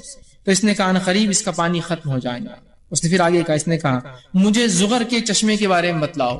ہم نے پوچھا کیا جاننا چاہتے ہو؟ زغر کا چشمہ یہ جو ہے اردن جارڈن کے علاقے کے اندر جو فلسطین اور بحر میت ڈیڈ سی کا علاقہ ہے، ڈیڈ سی سے ادھر فلسطین ہوتا ہے، ادھر باؤنڈری کے ادھر جو ہے جارڈن ہوتا ہے۔ تو کہا جو ہے مجھے اس کے بارے میں بتاؤ جو ہے کہ زغر کا چشمہ کیا کر رہا۔ تو کہا کیا جاننا چاہتے ہو؟ کیا لوگ اس سے کاشتکاری کرتے ہیں، کھیتی باڑی کرتے ہیں چشمے سے؟ تو انہوں نے کہا ہاں اس چشمے سے لوگ کھیتی باڑی کرتے ہیں، خوب پانی نکلتا ہے۔ ہم نے کہا ہاں اس چشمے میں بہت پانی ہے اور اس کے باشندے کاشتکاری بھی کرتے ہیں۔ اس نے کہا مجھے بتاؤ کہ ان ان پڑھ امیوں کے نبی کا کیا معاملہ ہے؟ چوتھا سوال، ان ان پڑھ مطلب عربوں، عرب امی کہتے ہیں اپنے آپ کو، ان امیوں کے نبی کا کیا معاملہ ہے؟ تو ہم نے کہا، تمیم داری نے کہا وہ مکہ سے ہجرت کر کر مدینہ چلے گئے۔ اس نے سوال کیا کہ عربوں نے ان سے لڑائی کی؟ ہم نے کہا عربوں نے لڑائی کی اور شکست بھی کھائی ان سے، ٹھیک؟ تو کہا عربوں نے لڑائی کی اور شکست کھائی۔ اس نے کہا کہ نتیجہ کیا ہوا لڑائی کا؟ تو ہم نے اسے خبر دی اور کہا تمام عربوں پر وہ غالب آ گئے اور سب ان کی اطاعت قبول کر رہے ہیں، دھیرے دھیرے قبائل اطاعت کر رہے ہیں، ایمان لا رہے ہیں۔ اس نے کہا یہ سب ہو چکا ہے؟ تو ہم نے کہا ہاں۔ ہم نے کہا بالکل ہو چکا۔ اس نے کہا یہی ان کے لیے بہتر تھا کہ ایمان لاتے، یہ اچھا تھا ان کے لیے ایمان لاتے، یہ ان کے لیے بہتر تھا اور اس نبی کی اطاعت کر لیتے، اور یہی چیز وجہ بنی تمیم کے ایمان لانے کی۔ کہا بہتر تھا اس کے لیے کہ اس نبی کی اطاعت کرتے، ایمان لاتے۔ اب میں تمہیں اپنے بارے میں بتاتا ہوں، جب سے میرے بارے میں پوچھ رہے تھے۔ میں مسیحی دجال ہوں۔ تو دجال حقیقت ہے، اور نہ صرف حقیقت ہے، اور رسول اللہ کے دور میں موجود بھی تھا۔ اب وہ غائب کی خبروں سے، یہ سب غائب کی بات ہے، ہم نہیں جانتے اس کی عمر کتنی اور کیا ہے، چونکہ اللہ کی ایک نشانی ہے اور غائب کی خبروں میں سے چیز۔ اس نے کہا مسیح دجال ہوں، ان قریب مجھے کسی وقت خروج کا اجازت ملنے والی ہے۔ اور وہ کہتے ہیں ان زنجیروں میں، جب یہ ہم خبریں دے رہے تھے اس کو، اتنا خوش تھا کہ اس زنجیروں میں اتنے جگڑ کی بعد بھی اس کی خوشی اس کے جسم سے چھلک رہی تھی۔ تو جو ہلچل کرتا تو وہ زنجیروں کے اندر بھی اپنی خوشی کا اظہار کرا، ایسا ہو گیا، ایسا ہو گیا، یہ بھی ہو گیا۔ کہا اب میرے نکلنے کا وقت۔ کہا میں دجال ہوں، ان قریب مجھے نکلنے خروج ہونے کا اجازت ملیں گی، میں نکلوں گا اور ساری دنیا میں ہر شہر میں جاؤں گا اور 40 دن کا میرا سفر ہوگا، چکر لگاؤں گا، 40 دن چکر لگاؤں گا، سوائے مکہ اور مدینہ کی، یہ 2 شہروں میں داخل نہیں ہو سکتا ہوں۔ اور فرمایا یہ 2 شہر مجھ پر حرام کر دیے گئے ہیں، ان میں سے کسی بھی شہر میں اگر میں داخل ہونے کی کوشش کروں گا تو میرا سامنا فرشتوں سے ہوگا جو ننگی تلوار لیے کھڑے ہوں گے اور مجھے وہ قتل کر دیں گے۔ مجھے ان شہروں میں داخلہ جو ہے سے روک دیا گیا ہے، مکہ اور مدینہ میں اس کے تمام راستوں پر فرشتے کھڑے ہوں گے، میں صرف ان 2 شہر چھوڑ کر سب جگہ جاؤں گا۔ فاطمہ بنت قیس رضی اللہ عنہا فرماتی ہے آپ صلی اللہ علیہ وسلم نے اپنا عصا، آپ تقریر دیتے، ایک لکڑی تھی عصا، لے کر زمین پہ مارا اور کہا ہاذا طیب، یہ ہے مدینہ طیب، اس لیے مدینہ کو طیبہ کہا جاتا ہے۔ وہ ایسی جگہ ہے جہاں دجال داخل نہیں ہو سکتا۔ تو کہا میں نہیں کہتا تھا یہ طیب ہے، اور 3 مرتبہ آپ نے مار کے کہا کیا میں نہیں کہتا تھا یہ طیب ہے، یہ طیب ہے، مطلب یہاں دجال داخل نہیں ہوگا۔ اور اس کے بعد جو وہ فرماتی ہے آپ نے یہ کہا، اور جو ہے فرمایا کیا یہ بات میں تم سے پہلے نہیں کہہ رہا تھا، جس کی تمیم بھی دیکھو آج تصدیق کر رہے ہیں، جا کے آئے انہوں نے دیکھ لیا اس چیز کو۔ اور لوگوں نے کہا جی ہاں، آپ صحابہ نے کہا آپ نے یہ بتایا تھا۔ آپ نے فرمایا مجھے تمیم داری کی بات اچھی لگی کیونکہ وہ میری اس بات کے مطابق تھی جو میں دجال کے بارے میں مکہ اور مدینہ کے متعلق تم سے بیان کرتا ہوں، خبردار ہو جاؤ۔ دجال شام اور یمن کے سمندر کے بیچ میں کہیں ہے، رہنے کی جگہ شام اور یمن کا سمندر۔ شام کا سمندر ریڈ سی ہوتا ہے جو کہ افریقہ کے اوپر جو یورپ سے جا کے ٹچ ہوتا ہے وہ ہوتا ہے، اور یمن کا سمندر وہ نچلا حصہ ہے جو عربین سی ہوتا ہے، یاد رکھیں وہ میڈیٹرین سی کہلاتا ہے یا ریڈ سی کہتے ہیں، اور یہ جو ہے بحر احمر، اور یہ جو ہے عربین سی، ان کے بیچ میں جو یمن اور شام کی کہیں بیچ میں جزیرے میں وہ ہے سمندر میں، بلکہ وہ مشرق کی جانب ہے، مطلب نکلیں گا تو مشرق کی جانب سے رہتا ہے اس علاقے میں، وہ مشرق کی جانب، وہ مشرق کی جانب ہے۔ اور آپ صلی اللہ علیہ وسلم نے اپنے ہاتھ کو مشرق کی طرف اشارہ کیا، اور مدینہ سے مشرق کی طرف اشارہ وہ عراق کی طرف اشارہ ہوتا ہے، مطلب وہی خراسان والی روایت جو پہلے میں آپ سے بیان کر چکا ہوں، یاد رکھیں۔ ٹھیک، اب ایک غلط فہمی ہوتی ہے، بہت سے لوگ یہ سمجھتے ہیں کہ دجال چونکہ چھپا ہے تو کہیں وہ برموڈا ٹرائنگل تو نہیں ہے وہاں چھپا ہوا ہے نا، وہ ایک علاقہ ہے جو امریکہ کا جو نچلا کیلیفورنیا کا ایک علاقہ جو جا کر میکسیکو سے ٹچ ہوتا ہے، وہ ایک علاقہ اس کو کہتے ہیں برموڈا ٹرائنگل، ایک علاقہ ہے جو 3 ٹرائنگل ہوتا ہے نا شکل کا اس طرح سے ہے جس میں جہاز جا کر گم ہو جاتے ہیں اور ہوائی جہاز گم ہو گئے۔ دیکھیے یہاں حدیث میں وضاحت ہے، یمن اور شام کے بیچ کے سمندر میں، برموڈا ٹرائنگل تو کیلیفورنیا بہت دور ہے، سمجھ رہے بات کو، تو وضاحت حدیث میں واضح یاد ہے کہ تو اس چکر میں مت جائیے کہ وہاں کیا ہوگا اور کیا نہیں۔ اور آج کل تو بہت سارے سائنسی انکشافات ہو چکے ہیں اور سائنٹیفک اسٹڈیز بتا رہی ہے کہ وہاں ایسا کچھ بھی نہیں سوائے اس کے کہ بہت زیادہ ہائی کرنٹس، مطلب بہت ہائی ٹائیڈز ہوتی ہے جس کی وجہ سے بہت سارے سمندر میں جہاز اور بہت ساری چیزیں، بلکہ میگنیٹک فیلڈ بھی کبھی کبھار ورکنگ بند کر دیتی ہے چونکہ سمندری ہواؤں کے اور سمندر کے کرنٹس جو بولتے ہیں بہت زیادہ لاٹوں کے اٹھنے کی وجہ سے۔ بہرحال جو بھی ہو، اب خروج دجال سے پہلے اور کیا کیا حالات ہوں گے؟ دجال زندہ ہے، موجود ہے، تمیم نے اس کو دیکھا اور 30 لوگ اس کے اور بھی گواہ ہیں ان کے علاوہ۔ نبی اکرم صلی اللہ علیہ وسلم کی مہر تصدیق کی مہر ہے کہ ہاں تمیم نے اسے دیکھا ہے۔ اب جب دجال نکلے گا تب اس وقت کیا حالت ہوں گی؟ صحیح مسلم کی روایت ہے، آپ صلی اللہ علیہ وسلم نے فرمایا کہ جب دجال نکلے گا عرب جو ہے بہت کم تعداد میں ہوں گے، بہت کم، اور حدیث میں ہے لوگ دجال سے ڈر کر پہاڑوں کی طرف بھاگ جائیں گے، آپ نے فرمایا۔ تو ام شریک رضی اللہ عنہا جو حدیث کی راوی وہ کہتی ہے کہ آپ صلی اللہ علیہ وسلم عرب کہاں ہوں گے؟ آپ کہہ رہے کہ لوگ دجال سے ڈر کے پہاڑوں پہ بھاگ جائیں گے تو عرب کہاں ہوں گے؟ تو کہا عرب بہت کم تعداد میں ہوں گے، مطلب بہت سارے اس وقت شہید ہو جائیں گے، مارے جائیں گے یا موجود نہیں ہوں گے، بہت کم تعداد میں ہوں گے، ٹھیک ہے۔ اسی طرح دجال کے نکلنے سے پہلے مسلمان قسطنطنیہ کو فتح کریں گے، کانسٹینٹینوپل یاد رکھیں، قسطنطنیہ اس کو فتح کریں گے اور وہاں لڑائی ہوگی۔ معاذ بن جبل رضی اللہ عنہ حدیث کے راوی، مسند احمد کی حدیث ہے، آپ نے فرمایا بیت المقدس کی آبادی دراصل مدینے کی بربادی ہے۔ اس کے بعد فرماتے ہیں مدینے کی بربادی ہوئی تو ایک عظیم معرکہ شروع ہو جائے گا، وہ معرکہ شروع ہوا تو قسطنطنیہ فتح ہو جائے گا، اور جب قسطنطنیہ فتح ہو جائے گا پھر جلد ہی دجال ظاہر ہو جائے گا۔ تو قسطنطنیہ کی فتح ہوں گی، عربوں کی تعداد کم ہوں گی دجال کے ظاہر ہونے سے پر۔ اسی طرح فتوحات ہوں گی، مسلمان بہت سی وکٹریز ان کو ملیں گی دجال کے نکلنے سے پہلے۔ صحیح مسلم کی روایت ہے، آپ صلی اللہ علیہ وسلم فرماتے ہیں، حضرت نافع بن عتبہ رضی اللہ عنہ حدیث کے راوی کہتے ہیں ہم لوگ ایک دفعہ رسول اللہ صلی اللہ علیہ وسلم کے ساتھ جہاد کے سفر میں نکلے، نبی کریم صلی اللہ علیہ وسلم کے پاس جو ہے مغرب کی جانب سے ایک قوم آئی اور ان کے بدن پر اونی کپڑے تھے، اونی کپڑے سمجھتے ہیں، مطلب ایسے کپڑے جو سردی سے بچنے کے لیے پہنتے ہیں۔ ان سے ملاقات اللہ کے رسول صلی اللہ علیہ وسلم نے ایک ٹیلے پر کی اور وہ کھڑے تھے اور اللہ کے رسول صلی اللہ علیہ وسلم بیٹھے تھے، وہ کھڑے رہ کر بات کر رہے تھے، آپ صلی اللہ علیہ وسلم تشریف فرما تھے۔ مجھے خیال آیا کہ میں جا کے اللہ کے رسول کے پاس کیوں نہ بیٹھوں، دشمن کے آدمی تو نہیں، اللہ کے رسول قتل نہ کر دے، حملہ نہ کر دے، اس خیال سے میں گیا، لیکن ڈر بھی لگ رہا تھا کہ آپ سب ناراض نہ ہو جائے، کچھ سیکرٹ بات چل رہی ہوں گی، پرائیویٹ ٹاک ہوں گی۔ پھر بھی میں نے اللہ کے رسول کی جان کی سوچ کر جا کے دونوں کے بیچ میں بیٹھ گیا، اللہ کے رسول نیچے بیٹھے، وہ کھڑے تھے اور میں بیچ میں آ کے بیٹھ گیا تاکہ حفاظت کریں، اور اللہ کے رسول صلی اللہ علیہ وسلم کے درمیان کھڑے ہونا چاہیے۔ اور وہ کہتے ہیں کہ اللہ کے رسول ہم کو دھوکے سے قتل نہ کر دے۔ پھر میں نے کہا شاید اللہ کے رسول ان سے کوئی خفیہ بات چیت کر رہے، بہرحال میں آیا اور ان کے بیچ درمیان کھڑا ہو گیا۔ میں نے آپ سے ان سے 4 باتیں سیکھی جنہیں میں انگلیوں پر گن سکتا ہوں، جو آپ سب ان کو فرما رہے تھے، ان لوگوں سے کہہ رہے تھے۔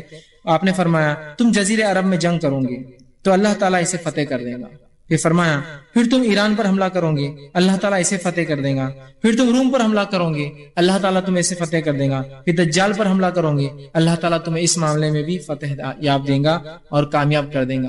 ٹھیک، تو یہ حالات ہوں گے دجال کے نکلنے سے پہلے۔ اسی طرح دجال کے نکلنے سے پہلے 3 ایسے سال گزریں گے، 3 ایسے سال ہوں گے جس کے تعلق سے آتا ہے کہ بہت سخت سال ہوں گے۔ اس سے پہلے ایک وضاحت بہرحال جو میں نے کہی تھی کہ ایک روایت میں دجال کم قد کا ہے، خوب چوڑا ہے، دوسرے اس میں تھا بہت لہیم شہیم آدمی ہے۔ حدیث میں ایک الفاظ آتے ہیں کہ دجال جب غصے میں آئے گا تو وہ بڑا ہو جائیں گا، واللہ عالم کس طرح سے، چونکہ غائب کا معاملہ ہم نہیں جانتے، مطلب وہ بڑا ہو جائیں گا۔ ہوتا ہے نا انسان غصے میں آئے تو کس طرح سے ہو جاتا ہے، ایک آدمی ہے ایک دم بیٹھا ہوا ہے، اپنی حیت بالکل دبلا پتلا، لیکن جب غصہ آئے تو آپ دیکھیے وہ بڑا دکھنے لگ جاتا ہے آپ کا، نا کھڑا ہو جاتا ہے، جوش میں ہاتھ نکال دیا، نسیں پھول گئی، اس کی پوری گردن موٹی ہو گئی ہے نا، پورا غصے سے بڑا ہو جاتا ہے۔ تو وہ غصے اور خوشی کی حالت میں بڑا ہوں گا اور شیطان حالت میں چھوٹا رہے گا۔ بہرحال چونکہ غائب کا معاملہ، پھر بھی جو بات تطبیق تھی دونوں کے بیچ میں یہ ہو سکتی ہے۔ اسی طرح جو ہے بارش نہ ہوگی۔ اب آپ کہیں گے 7، 8 یا 9 سال امام مہدی جب آئیں گے تو سب سے اچھے دن ہوں گے۔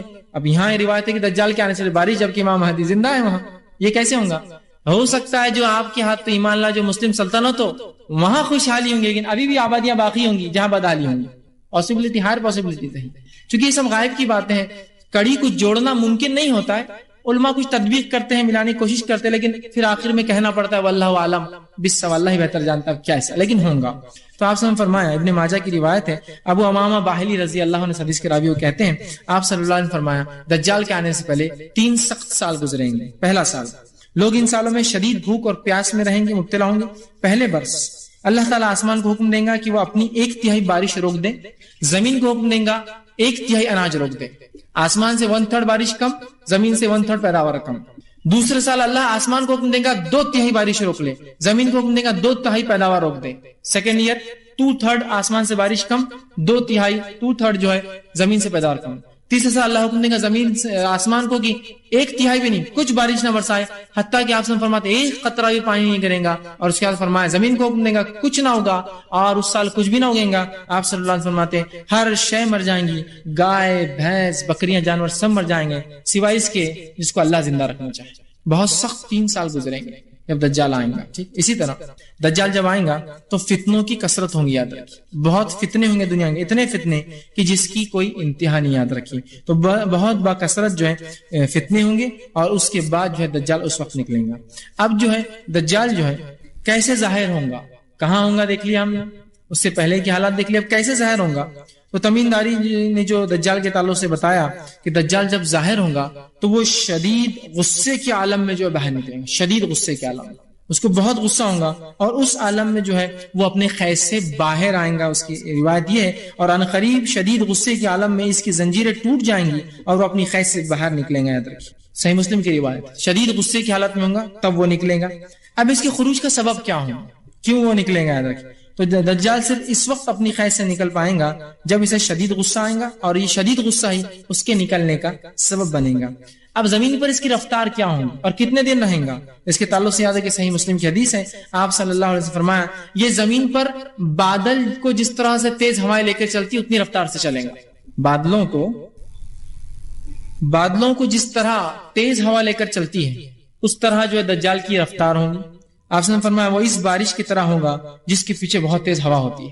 بادل کیسے چلتے جلدی اتنے رفتار سے، اور بادلوں کے بارے میں معلوم ہے نا آپ کو، یہاں سے نکلے تو بہت جلدی دنیا کا پھیرا لے کر پھر آ سکتے ہیں، تیزی ہوتی ہوں گے. تو کہا جس طرح تیز ہوائیں بادلوں کو لے کر چلتی ہیں. ٹھیک اسی طرح جو ہے اس کے تعلق سے جو آتا ہے یہ کتنے دن رہے گا، اس کے تعلق سے جو روایت ہے جابر رضی اللہ عنہ فرماتے ہیں، مسند احمد کی روایت ہے، آپ فرماتے ہیں دجال جب نکلیں گا تو وہ 40 دن دنیا میں سفر کریں گا، ہر شہر بستی سوائے مکہ مدینہ چھوڑ کے 40 دن.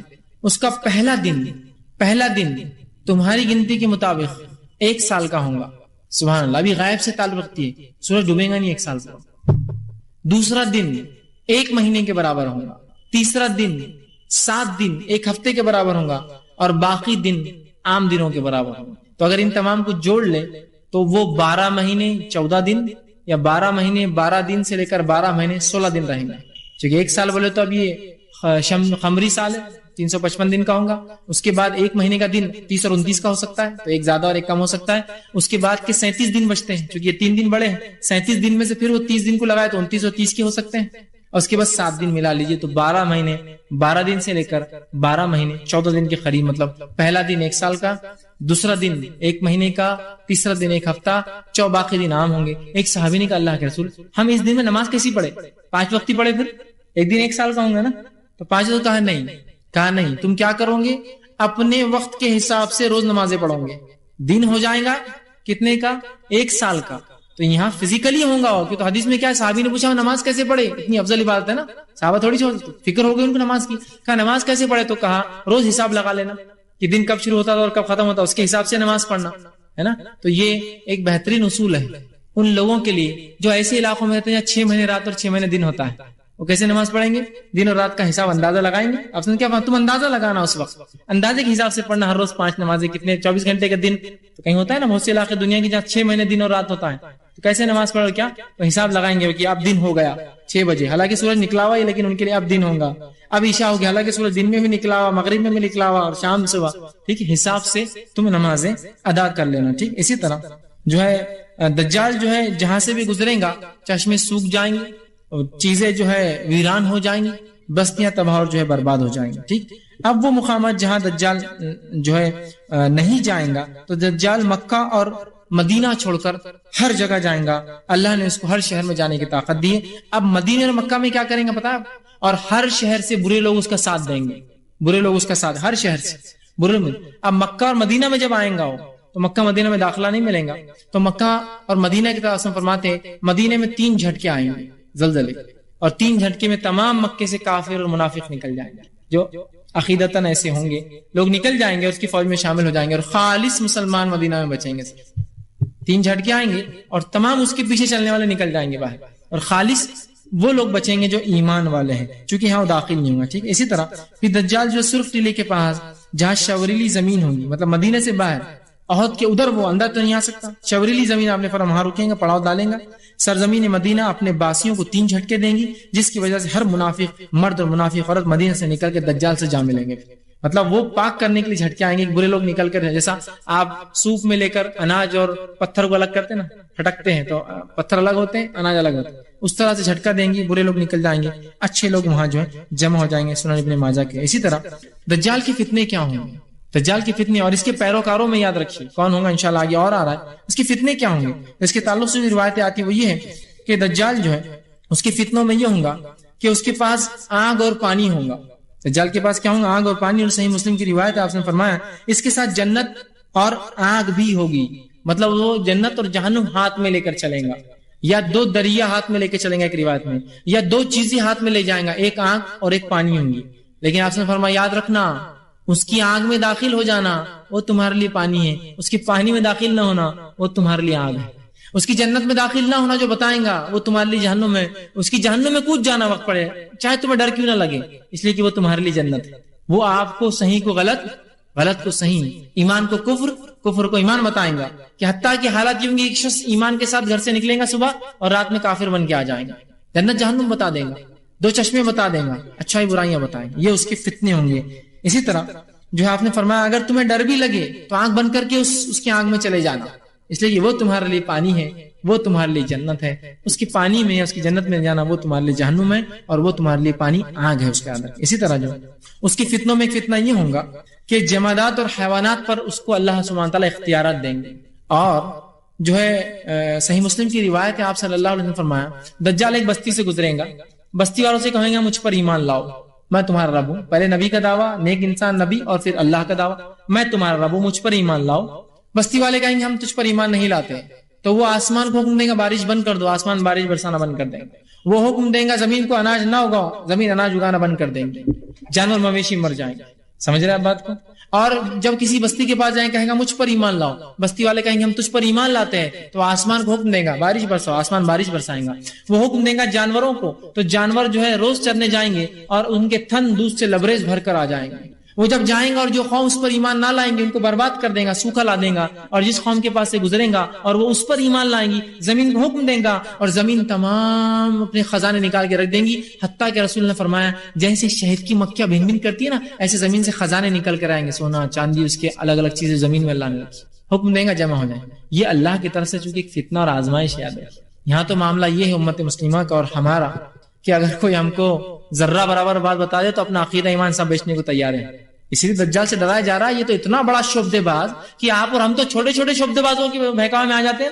فلاں بابا فلاں کر دیتے ہیں، وہ اولاد دینے پر صادر ہے، یہ فلاں بتا دیتے ہیں، انہوں نے تقدیر کی حالت بتائی، یہ کل کیا ہوگا بتاتے ہیں، وہ جتا سکتے ہیں، یہ ہرا سکتے ہیں، یہ کامیابی دے سکتے ہیں. جن کا عقیدہ ایسا ہوگا تو یہ تو جنت جہنم بتا رہا ہے آپ کا. تو پھر تو کیا ہے، یہاں کوئی صرف اتنا بول دے کہ آپ کا فلاں ہے تو آپ اتنے پہنچے ہوئے، انہوں نے فلاں بتا دیا. یہ شعبدے باز ہے، یہ شیطان کا دوست ہے.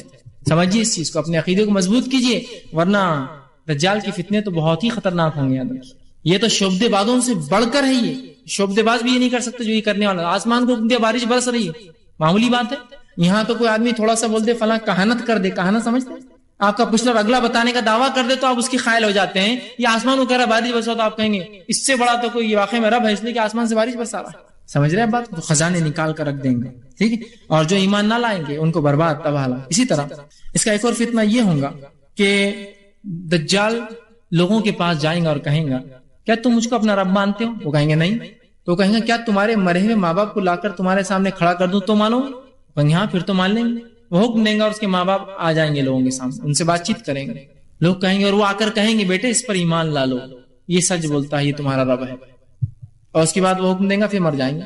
اندازہ لگائیے کیسی شعبدے بازیاں اس کی، کیسے کیسے اختیارات اللہ نے دے دیا. زندے کو مردے کو اٹھائیں گے، بات کرنے لگائیں گے اور وہ مردے بولیں گے ہاں اس پر ایمان لا لو، یہ حق ہے.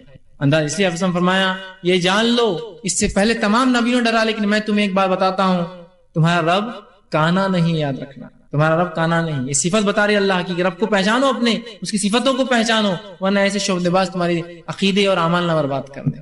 تو اس طرح کی فتنے. اسی طرح ایک اور فتنہ یہ ہوگا کہ وہ ایک نوجوان کو بلائیں گا اور کہیں گا کیا میں تمہارا رب ہوں؟ اور نوجوان کہیں گے نہیں اللہ میرا رب ہے. کہیں گے اچھا تو مجھے چھوڑ کے اللہ کو رب مانتے ہو؟ وہ ایک تلوار لیں گا اور 2 حصوں میں اس کو کاٹ دیں گا.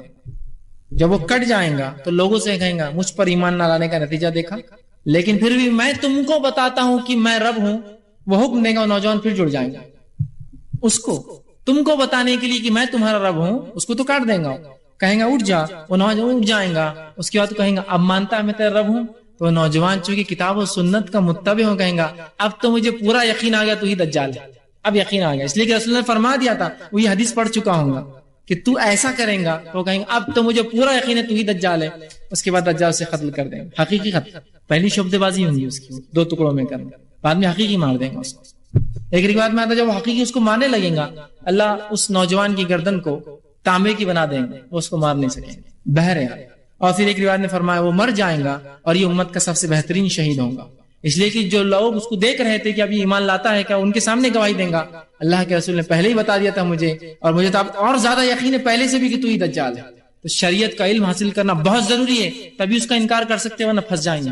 آپ دیکھیں کوئی آدمی کاٹ دے 2 ٹکڑے میں اور زندہ کر دے، اور کیا مردہ ماں باپ کو لا کے کھڑے کر دے، آسمانوں سے بارش برسا دے، جانوروں تھن سے دودھ دے رہے ہیں، زمین سے مال دولت نکال دے، کیا اس کو کریں گے؟ تو یہ اس کی شعبدے بازیاں ہوں گی. اسی طرح دجال کے تعلق سے غلط عقیدہ جو ہوتا ہے، اس کے پاس روٹیوں کے پہاڑ ہوں گے، سالن کی ندیاں ہوں گی، اور پتہ نہیں ایسے کچھ ہوتے ہیں. بہت سے لوگ اس طرح واقعہ بولتے ہیں.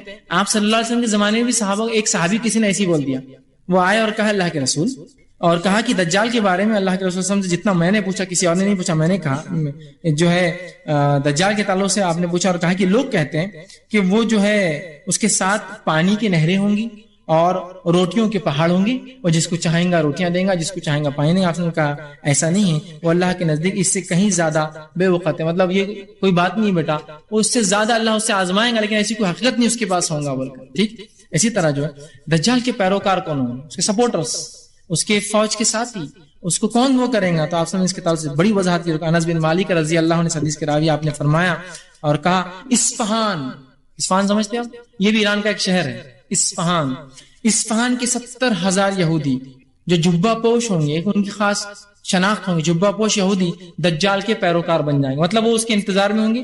جب وہ آئیں گا ان کی تعداد 70,000 ہوں گی، 70,000، اور وہ سب سے پہلے اس کے فوج کے ممبرس ہوں گے. اس کے بعد تو ہر شہر سے وہ لیتے ہوئے چل رہا ہے فوج بنا رہا، لیکن یہ فرسٹ جو ہے 70,000 اس کے لیے ہوں گے جو انتظار اس کا کریں گے اور وہ کریں گے. اور یہودیوں میں ایک عقیدہ بھی ہے، وہ ایک عقیدہ رکھتے ہیں کہ مسیح آئیں گا ان کے پاس جو ان کے ساتھ مل کر غیر یہودیوں کو قتل کریں گا.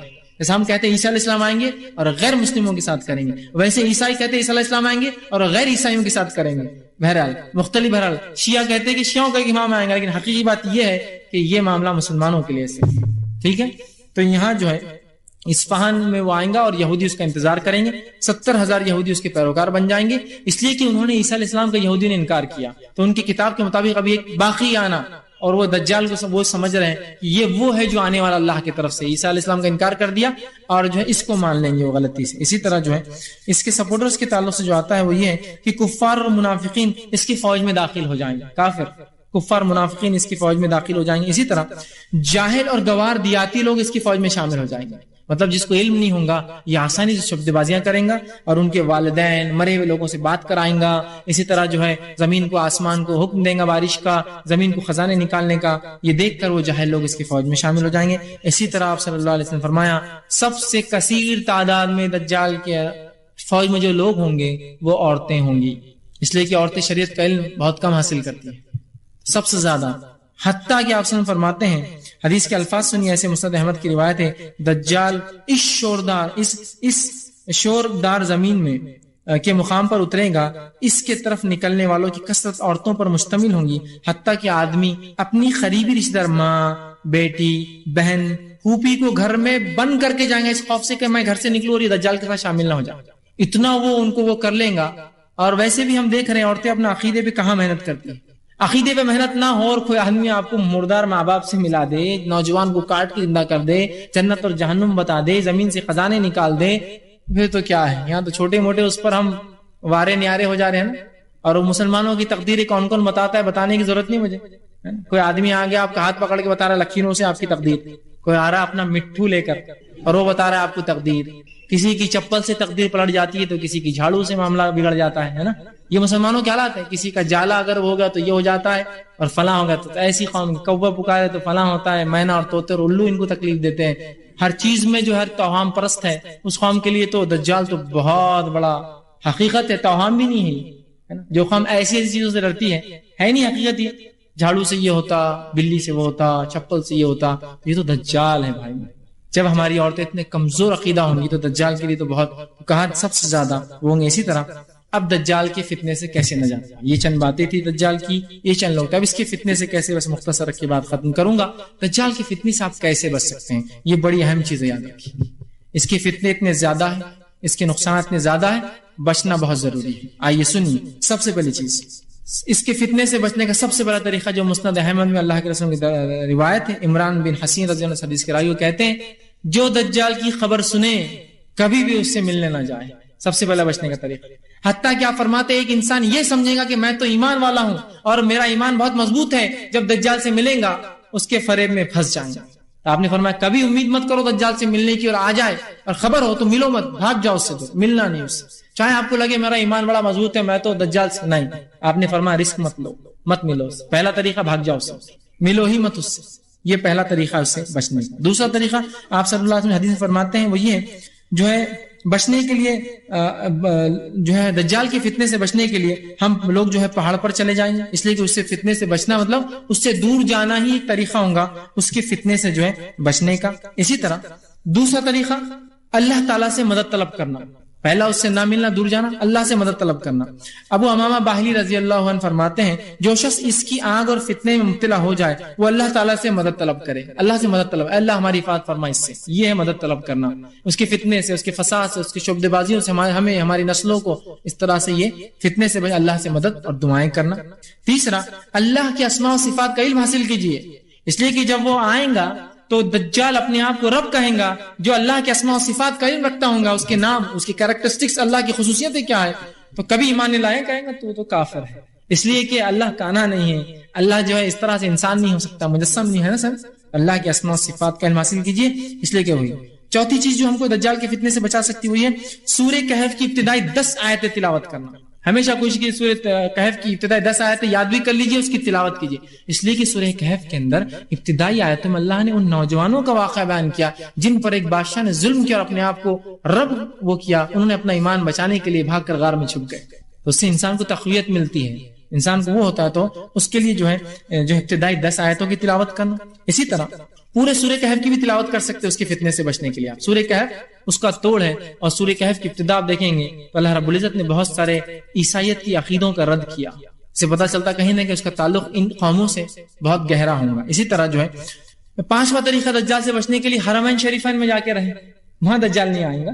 مکہ اور مدینہ میں دجال کو داخلہ نہیں, تو یہ بھی ایک نجات کا ذریعہ ہے. کسی کو پتا چلے وہ زمانے میں ہو تو مکہ مدینہ چلے جائے سفر کر کے اور وہاں بچ جائے, یہ بھی ایک طریقہ. اسی طرح نماز کے اندر دجال سے, چھٹا طریقہ دجال سے بچنے کے لیے نماز میں دجال کے فتنے سے پناہ مانگنا. جب ہم قاعدے میں بیٹھتے ہیں نا تو قاعدے میں دعا معصورہ کے بعد ایک دعا جو آپ صلی اللہ علیہ وسلم نماز میں پڑھا کرتے تھے, وہ دعا آپ ضرور پڑھا کیجیے. اللہم انی اعوذ بک من عذاب القبر ومن عذاب النار ومن فتنۃ المحیا والممات ومن فتنۃ المسیح الدجال.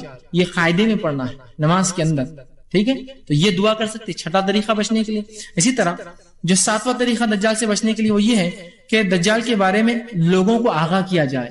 اس لیے کہ حدیث میں یہ کہ دجال جب آئیں گا لوگ بھول چکے ہوں گے, تو لوگوں کو یاد دلایا جائے دجال, اس کی حقیقتیں, اس کی فتنے. ہر نبی نے یاد دلایا کوئی معمول, تو اس کی فتنے, اس کی حقیقتوں کو بار بار لوگوں کو یاد دلایا جائے. اسی طرح آٹھواں طریقہ علم شریعت کو حاصل کرنا اور اس کو اپنا اصلاح بنانا دجال کے خلاف. جیسا وہ نوجوان جس کو دجال کاٹیں گا, وہ کٹ جائیں گا 2 ٹکڑوں میں, لوگوں سے وہ کہیں گا دیکھو میں رب ہوں تمہارا, اس کو زندہ کروں گا, زندہ کریں گا, کہیں گا کیا مانتا ہے میں تیرا رب ہوں, وہ کہیں گے نہیں اب تو مجھے اور یقین آیا تو دجال.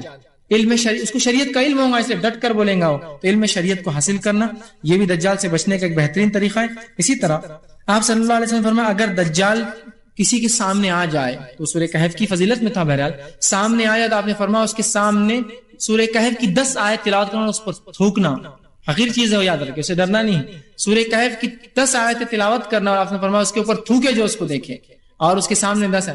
تھوکنا اس اعتبار سے کہ حقارت سے کہ ہم تیرے شعبدے بازی میں نہیں آئیں, تکبر سے نہیں, تکبر سے نہیں. حقارت سے کہ ہم تیری شبد بازی میں نہیں آئیں گے، چاہے تو جو بھی بتا دے ہم کو، دنیا آسمان بارش برسا دے، کچھ کر لے، اور سورہ کہف کی 10 آیتیں پڑھے۔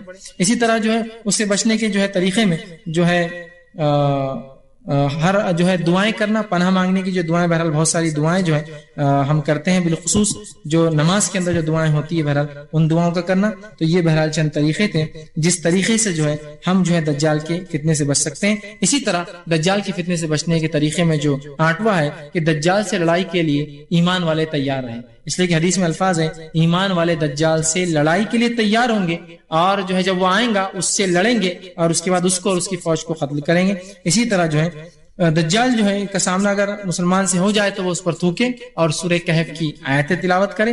اسی طرح جو ہے دجال کہاں ختم ہوگا، یہ تو تھا شبدے بازی، یہ بچنے کا طریقہ۔ بس آخری جملے، کہاں ختم ہوگا، کون ختم کریں گا، یہ میں آج پورا نہیں رکھوں گا، کیونکہ اس کے قتل کا تعلق اگلی نشانی سے جڑا ہوا ہے، وہ ہے نزول عیسیٰ علیہ السلام، وہ اگلے اس میں جائیں گا۔ مکمل میں یہاں لے لوں گا تو پورا وہ عنوان پھر یہاں لینا پڑے گا، تو بس مختصر یہ کہوں گا کہ دجال جو ہے بھاگیں گا، اور مسلمان اللہ سے دعائیں کریں گے، اللہ ان کی دعائیں قبول کریں گا، امام مہدی دعا کریں گے، عصر کا وقت ہوگا، اقامت دی جائیں گی، شام کا علاقہ ہوگا، وہاں کی جامع مسجد کا سفید مینارہ ہوگا، اور عصر کے وقت عیسیٰ علیہ السلام مسلمانوں کی دعاؤں کے بعد اس دجال کے فتنے سے بچنے اور اسے ختم کرنے آسمان سے 2 فرشتوں کے کاندھوں پر ہاتھ رکھ کے زمین پر نازل ہوں گے۔ اس کے بعد امام مہدی کہیں گے آئیے نماز پڑھائیے، وہ کہیں گے نہیں، اقامت تمہارے لیے تھی، تم پڑھاؤ، پیچھے نماز پڑھیں گے امام مہدی کے، اور اس کے بعد عیسیٰ علیہ السلام جو ہے کچھ لوگوں کو لے کر دجال کی طرف بڑھیں گے۔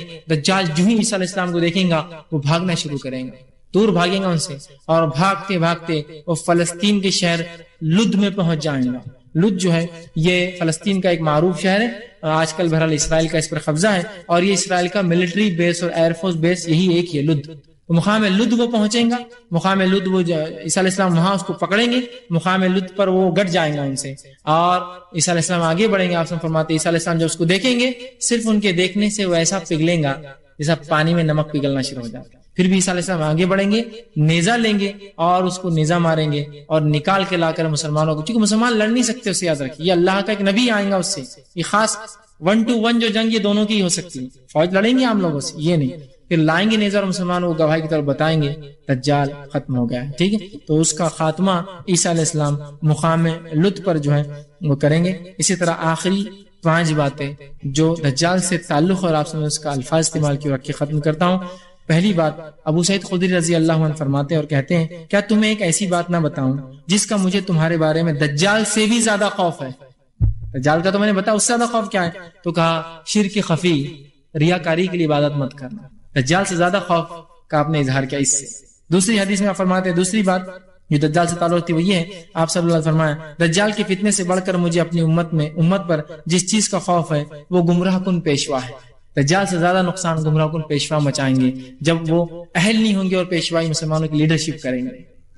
تیسرا آپ نے دجال سے کمپیئر کیا ان حدیث میں۔ تیسرا فرمایا آپ نے میری امت کا ایک گروہ ہمیشہ حق کی خاطر مخالفین سے لڑتا رہے گا اور غالب آتا رہے گا، حتیٰ کہ آخری شخص جو ہے آخر میں وہ شخص مسیح دجال سے لڑیں گے، وہ لوگ وہ گروہ، اور جو اس پر بھی غلبہ پالیں گے۔ اس طرح آپ نے فرمایا فتنوں پر انسان ثابت قدم رہے، اور اللہ کے بندو اللہ نے فرمایا ہم کو ثابت قدم، تو اگر ایسا فتنہ ہمارے دور میں آتا ہے ہم ثابت قدم رہے۔ 5ویں بات جو فرمایا وہ یہ ہے کہ آخر زمانے میں جنگ سفید ہتھیاروں سے ہوں گی۔ اس کا مطلب یہ تلوار، سفید ہتھیار جو حدیث میں الفاظ ہے اس کا مطلب ہے تلوار، گھوڑے، نیزے، تیر، ان سے جنگ ہوں گی، یاد رکھیے۔ اس سے پہلے اس کی وضاحت کر دیا کہ ٹیکنالوجی اتنی ہائی ہونے کے بعد پھر یہ کیوں استعمال ہوں گے، میں پچھلے درس میں پوری تفصیلی وضاحت کر چکا ہوں کہ زمانہ جائیں گا تو صحیح ٹیکنالوجی میں، لیکن ٹیکنالوجی اتنی ڈیولپ ہو جائیں گی ہر آدمی دوسرے کو دور سے مار سکتا ہے۔ ریئل فائٹ تو وہ ہوں گی جو گراؤنڈ لیول پر لڑی جائیں گی، پھر زمانہ پلٹ کر اسی اصلیت پہ آئے گا جس اصلیت سے ختم ہوا ہے، وہی گھوڑے اور وہی تلوار، وہی نیزے،